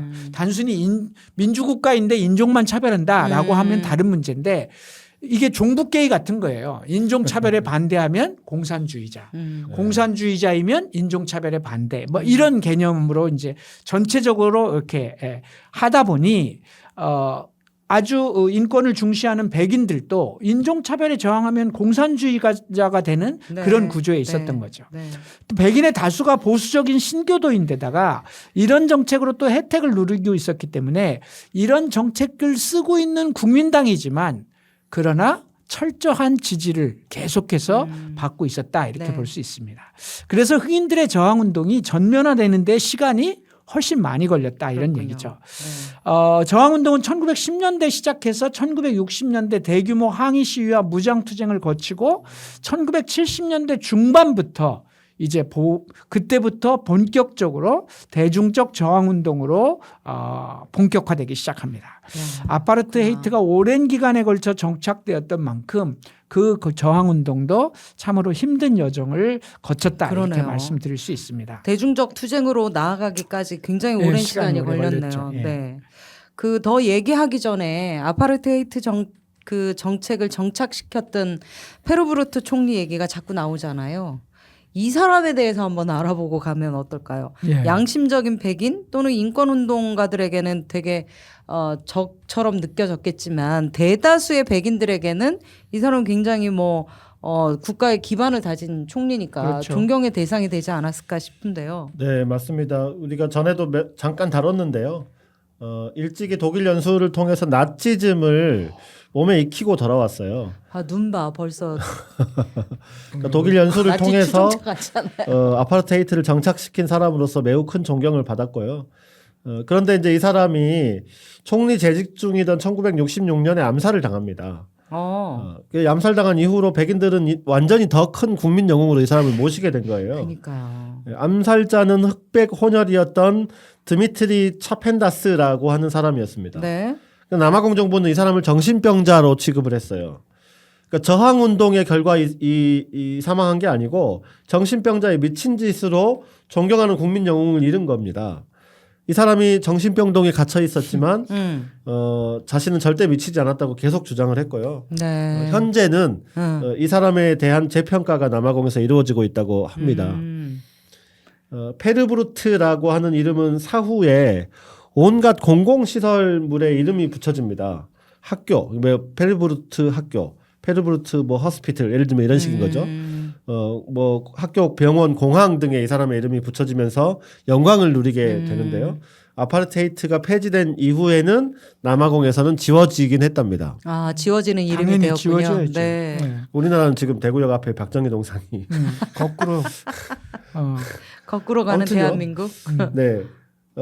그런데 지금 유럽에서 구구파들이 히틀러를 찬양하면서 등장하고 있잖아요. 네. 그렇듯이 남아공의 백인 우월주의 정당들도 페르브루트의 이름을 다시 부르면서 진짜. 등장하고 있다고 합니다. 아니 극우적인 정치 지향과 인종차별 그런 식으로 전면적으로 사회를 통제하고 독재 권력을 추구한 국민당 정부 국제적인 압력에도 끄떡없던 이 아파르트 헤이트 그걸 이제 페르브루트가 그렇게 해왔는데 이제는 저항운동이 있었을 거니까 네. 그 아파르트 헤이트가 이것도 몰락 과정이 있을 것이고 이제는 그 이야기로 이제는 들어가 보도록 하죠. 네. 남아공의 흑인 해방운동. 네. 그 운동을 이끈 전설적인 이름이 바로 아프리카의 민족회의 ANC입니다. ANC. 예. 지금은 남아공의 집권 여당으로 정당이 되었지만 그 시작은 흑인 참정권을 위한 시민사회단체로 출발합니다. 네. 1912년 남아프리카 원주민 민족회의로 출발했다가 1923년 아프리카 민족회의 사우스 아프리칸 내셔널 컨그레스라는 이름의 ANC로 이름을 바꾸고 본격적인 흑인 인권운동에 나섭니다. 그렇지만 완강하고 강력한 탄압 때문에 ANC 활동이 좀처럼 출구를 열지 못했는데요. 이렇다 하게 성과를 내지 못하면서 투쟁 방식에 대한 비판이 제기되었습니다. 그래서 1940년대 들어서서 청년층을 중심으로 보다 강력한 투쟁이 필요하다라고 무장 투쟁으로 나가야 된다라고 하는 주장들이 제기되기 시작합니다. 이를 대표하는 인물, 이를 대표하는 청년이 후에 이 ANC 운동을 끌고 가게 되는 월터 시슬루, 올리버 탐보, 넬슨 만델라 이런 사람들이었습니다. 이 사람들은 온건한 비폭력 투쟁을 기조로 삼아왔던 기존의 지도부를 비판하면서 도대체 되는 일이 없지 않냐, 돌파해야 된다라고 주장하면서 새로운 중심으로 등장합니다. 그러면서 이들이 중심이 되어 일으킨 첫 번째 대중시위가 1952년에 벌어지고요. 이어서 남아프리카 전역에서 통행증에 대한 공개 화형식, 통행금지 고의적으로 위반하기, 유럽인 전용 팻말 뽑기, 백인 전용 해변에서 흑인도 수영하기, 백인 전용 영화관 객차 등을 점거하기 등의 시위를 계속해서 이어가서 이제 물리적인 투쟁으로 전환을 하게 됩니다. 지도부는 여전히 비폭력 평화 기조를 유지하고 있었지만 이들 청년들은 대중시위와 노동자들의 파업 등을 조직하면서 물리적인 투쟁에 나서게 됩니다. 네. 이 노동조합이 이제 이런 역할들을 크게 하는데 남아공의 총연맹 코사투, 우리 민주노총하고도 나중에 이제 교류를 열심히 하게 되는 코사투가 바로 남아공의 노동자 총연맹이었는데요. 네. 어쨌든 대중시위 파업 등을 조직하면서 물리적인 투쟁에 나서게 됩니다.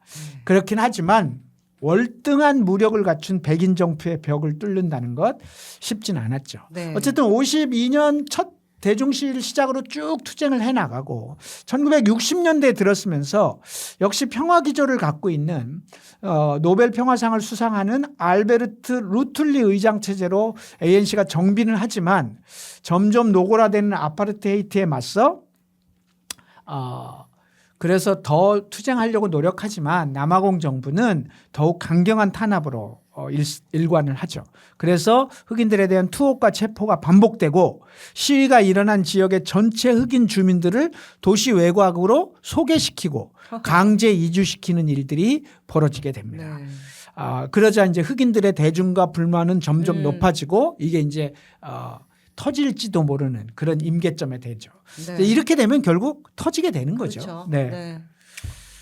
아니 근데 이거 통행증 태우고 통행 금지 위반하고 백인 해변에서 수영 좀 했다고 세상이 바뀌겠습니까? 너무 억압돼 있으니까 그조차도 네. 어마어마한 어마어마한 투쟁인 거죠. 투쟁이었겠죠. 네. 어쨌든 이제 그 이 정도의 투쟁을 강경하게 이제 탄압하고 진압을 하면서 결국에는 1960년 흑인들의 대중적인 저항 투쟁 샤프빌 항쟁이라고 하는 이 항쟁이 일어나는데요. 네. 이 사건은 샤프빌 학살이라고도 아이고. 불립니다. 네. 그러니까 이 시위를 남아공 정부가 학살로 진압했기 때문에 이런 이름이 붙겠죠. 1960년 3월 21일 샤프빌이라고 하는 마을에서 통행법에 대한 항의 집회가 열립니다. 그런데 정부는 여기에 무차별 발포를 해버려요. 아이고, 69명이 발포를.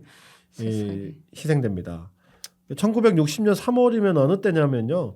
그 악명 높았던 페르브르트 정권 시기인데 위에서 말했지만 흑인들은 아예 영토 밖으로 분리해버리는 반투 자치 촉진법으로 흑인들을 다 몰아내고 한편에서는 교육에서는 흑백 분리를 위한 대학 교육 확대법, 또 흑인의 통행을 제한하는 통행법 이런 것들이 전면화됐던 바로 그런 시점입니다. 통행법에 항거하면서 통행권을 일부러 소지하지 않고 우리를 체포해라라고 말하면서 벌인 이 시위에 남아공 정부가 학살로 진압을 해버린 것입니다. 참혹한 사건이었지만 샤프빌 항쟁은 그 이후에 인종차별 철폐운동의 새로운 전환점이 될 수밖에 없었죠. 네. 이 싸움 이후에 ANC 내의 젊은 지도그룹은 이제는 더 이상 평화 시위로는 안 된다라고 하는 그래서 무장투쟁으로 나가야 된다라고 하는 주장을 이어가게 됩니다.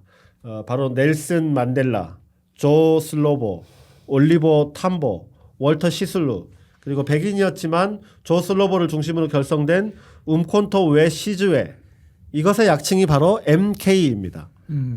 이 조직의 중심에 이들이 있었고요. 이 MK는 그러니까 움콘토 웨 시즈웨라고 하는 말은 민족의 창이라고 하는 네. 뜻입니다. 벌써 이 이름에서 명칭에 어떤 의지가 느껴지잖아요. 이때부터 ANC 운동은 완전히 새로운 활력을 얻기 시작합니다. 이들은 이제 무장 봉기에 나서고요. 남아공 정부는 이들을 테러 단체로 곧바로 규정합니다.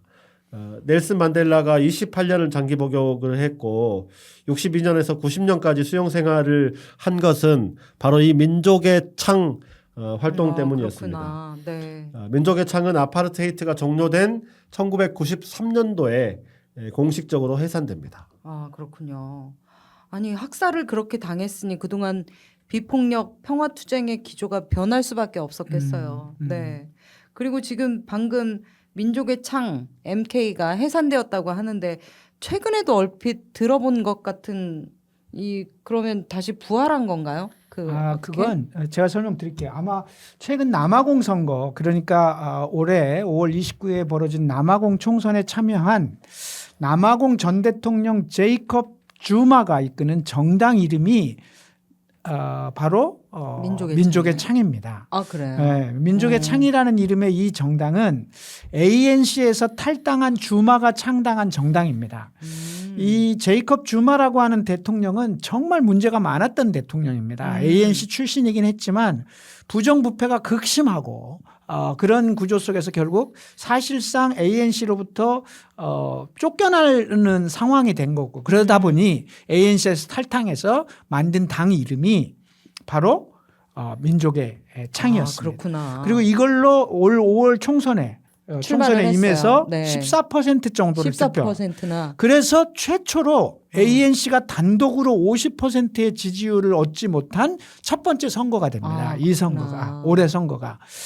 제이콥 주마와 최근의 남아공 정치에 대해서는 나중에 남아공의 현재를 이야기하면서 한번 다시 설명을 하겠습니다만 여하튼 ANC에서 탈당한 주마가 ANC의 역사적 전통을 사실상 가로채서 자신들의 당명을 쓰니까 과거 민족의 창에 참여했던 원로들은 얼떡했어요. 강력한 이의를 제기하지만 못 쓰게 했었어야지. 그거 어떻게 못 쓰게 해요? 아우, 법으로 못 만들어. 못 쓰게. 법으로 뭐 당명을 그걸로 쓰겠다는데 민족의 창이라는 당명은 쓸 수 없음. 뭐 이런 법이 어디 있을 수가 있냐고. 그러니까 말이에요. 하여튼 뭐 강력하게 이의를 제기했지만 어쨌든 이 당 이름으로 네, 그랬군요. 하고 있습니다. 속상하네요. 그래서 아마 들어보셨을 거예요. 예. 아니 올해 5월 남아공 총선 얘기를 지금 다시 또 하네. 과거 얘기를 왔다 잔뜩 갔다 하다가 왔다. 갑자기 막 현재로 훌쩍 오기도 하고 이러는데 어쨌든 저희가 이제 얘기를 하다 보니 그렇게 된 거고요. 다시 흑인들의 저항투쟁 얘기로 다시 이어가 네. 보도록 하죠. 샤프빌 시위 이후에 남아공의 흑인들은 무장 투쟁을 기조로 한 젊은 층을 중심으로 이제 무장 투쟁에 나서는 거죠. 1961년 첫 무장 공격을 시작으로 남아공 내 주요 시설에 대한 공격을 감행하면서 맞섭니다. 그렇지만 물리력의 한계가 뚜렷한 데다가 주변국을 넘나들면서 투쟁을 지휘했던 강력한 지도자였던 넬슨 만델라를 포함한 투쟁 지도부가 1962년에 체포돼 버립니다. 너무 일찍 체포됐다. 그러면서 그렇죠? 이제 무장 투쟁의 힘은 약화되기 수밖에 없었는데요. 네. 그런 와중에도 ANC는 반아파르테이트 투쟁을 이어가긴 합니다. 네. 체포된 넬슨 만델라는 1964년 재판에서 종신형을 선고받았고요. 1990년까지 20년 6개월, 27년 6개월, 9,376일간 감옥 생활을 하게 됩니다. 그중 18년을 지난번에 말씀드렸던 로벤섬이라고 하는 감옥에서 보냈다고 말씀드렸고요. 네. 근데 이 넬슨 만델라 체포 이거 나중에 알려지지만 미국 CIA가 남아공 정부에 은신 장소를 알려줘서 붙잡혔다고 하잖아요. 미국은 정말. 이게 이제 1960년대 이런 때는 뭐 이런 일이 일상적으로 미국이 이 신생국에 진짜 못됐어. 자기에게 유리한 정권을 위해서 이런 짓거리들을 하는데요. 겉으로는 인종차별에 대한 제재 운운하며 내부적으로는 아프리카에서의 패권을 위해서 백인 정권, 반공 정권을 도와준 미국의 공작. 뭐 냉전 시기에 제3세계 국가에서 미국이 이런 일을 벌인 것이 사실 한두 개가 아니었죠. 반성이 없잖아요. 네. 문제는. 어쨌든 넬슨 만델라를 비롯해서 지도부가 체포가 되었으니까 반아파르테이트 투쟁에 타격이 좀 있지 않았겠나 그게 생각이 되고 우리도 남북 분단 과정에서 장기 이수들 많이 계시잖아요. 그렇죠. 네. 이 만델라 이분도 엄청 길게 사셨지만 우리도 그거보다 더 길게 사신 분도 있죠. 네. 그 넬슨 만델라는 몇 살에 들어가서 몇 살에 나오신 거예요? 네, 넬슨 만델라는 1차 대전이 끝나던 해인 1918년 생이니까요. 44세에 들어가서 72세에 나온 겁니다. 그러고 난 다음에 76세였던 94년에 대통령이 된 겁니다. 진짜. 44세, 72세. 그러니까 우리도 끝까지 살아있는 한 끝까지 희망을 버리지 않고 살아야 돼요. 네. 아니 그냥 숫자로 말하기에는 그 고통이 얼마나 무겁겠습니까? 젊은 시절의 모든 시간이 다 감옥에 있었으니까요. 흑인들의 투쟁도 지속적으로 이어졌지만 어쨌든 남아공 정부의 인종차별 정책도 진짜 끈질기게 이어졌다는 얘기이기도 하겠고요. 네, 이제 그 이후의 투쟁 얘기도 좀 마저 해주시죠. 네, 오늘 시간이 참 많이 갔는데요. 아무래도 이후 투쟁 이야기, 아파르테이트가 폐지될 때까지의 투쟁의 과정 이것은 다음으로 넘겨야 할 것 같습니다. 당초 오늘 4부로 남아공과 로디지아 이야기를 마무리하고 오부에서 아프리카의 주요한 내전 몇 개를 여러분들과 이야기를 나누려고 했습니다. 가장 잔혹했던 르완다 내전, 콩고 내전, 수단 내전 등의 이야기를 좀 드리려고 했는데요. 했는데 못하는 5부로 거죠, 좀 오늘. 넘겨서 네. 이 남아공 얘기를 5부 초반에 좀 한 다음에 내전 얘기로 들어가도록 하겠습니다. 이야기 마치기 전에 이게 뭐 이 투쟁의 기간이 길기 때문에 엄청난 일들이 많은데 일일이 말씀드리지는 못할 것 같고요. 그래서 마치기 전에 책 한 권 소개할게요. 남아공의 흑인 저항운동, 반아파르테이트 투쟁을 일일이 이야기하려면 되게 어렵고 이 얼룩진 역사를 그런데요. 이것을 좀 잘 소개한 책이 하나 있습니다. 생사를 넘나들며 투쟁을 이어갔던 민족 해방의 투사들 이야기. 백인이면서도 반아파르테이트 투쟁에 나섰던 운동가들의 이야기. 넬슨 만델라를 비롯한 투옥된 사람들의 옥중 투쟁 이야기. 이런 얘기들을 담아 있는 책인데요. 도미니크 라피에르라고 하는 프랑스 사람이 쓴 책입니다. 직업은 기자였는데요. 좀 생소할지 모르겠지만 영화 시티 오브 조이의 원작자라고 하면 그래도 아하 하실지는 모르겠어요. 그런가요? 네. 그가 쓴 검은 밤의 무지개라는 논픽션 소설이 있습니다. 이 논픽션. 소설이긴 한데 이 책을 한번 보시면 아파르테이트의 정책의 내용, 경과 그리고 그 속에서의 투쟁, 넬슨 만델라를 비롯한 숱한 사람들의 투쟁기를 읽을 수 있습니다. 거기에다 더해서 남아공이라는 나라를 형성한 보호인의 역사, 인종차별을 밀고 간 백인들의 이야기까지 소설 형식을 빌려서 쓴 것이라서 책장도 잘 넘어가는 잘 정리된 책입니다. 네. 오늘 방송도 듣고 이 책 한 권도 읽으시면 남아공의 역사, 아파르테이트 역사를 이해하는 데 많은 도움이 될 것 같아서 소개를 드렸습니다. 오랜만에 책 소개해 주시는 거예요. 네. 초반에는 저희 책도 왜 소개하는지 알아요? 너무 이야기가 길어서 일일이 못하는 걸 책으로 떼어올 테니까 좀 읽으시라는 얘기입니다. 네. 좀 읽어주세요, 여러분. 네. 초반에는 책이랑 영화 소개도 많이 했는데. 네. 이 책은 지금 절판됐어요. 그래요? 하지만 알라딘 중고서점 같은 데 뒤져보면 찾을 수 있습니다. 네. 그리고 공공도서관 같은 데도 있을 수 있잖아요. 네. 여러분, 나 읽어봅시다. 자, 제목도 너무 멋지고 딱이잖아요.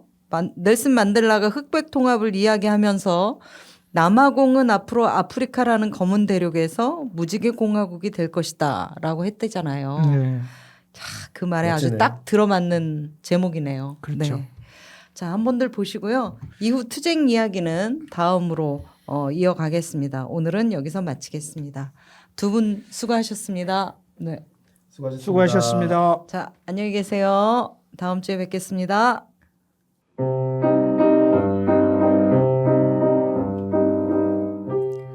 저는 아프리카 민족회의 전국 집행위원회 위원입니다. 저는 민족의 창 결성에 주도적인 역할을 했고 사령부가 결정한 정책들에 대해 책임이 있음을 인정합니다. 하지만 저는 사보타주를 계획했다는 사실을 부인하지 않습니다. 저는 백인 우월주의자들이 우리 민족에게 가한 수년간의 폭정, 착취, 억압을 침착하고 냉철하게 평가한 결과로 이를 계획했습니다.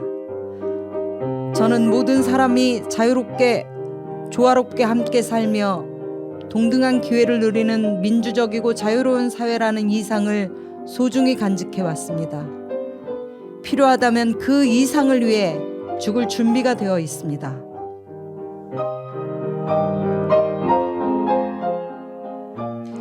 넬슨 만델라를 27년간 가두었던 재판에서의 그의 최후 진술입니다. 차별과 분리로부터 자유로워지기 위한 투쟁의 결과가 바로 오늘입니다.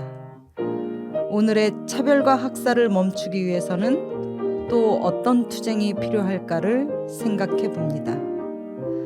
2주 뒤에 뵙겠습니다. 안녕히 계세요.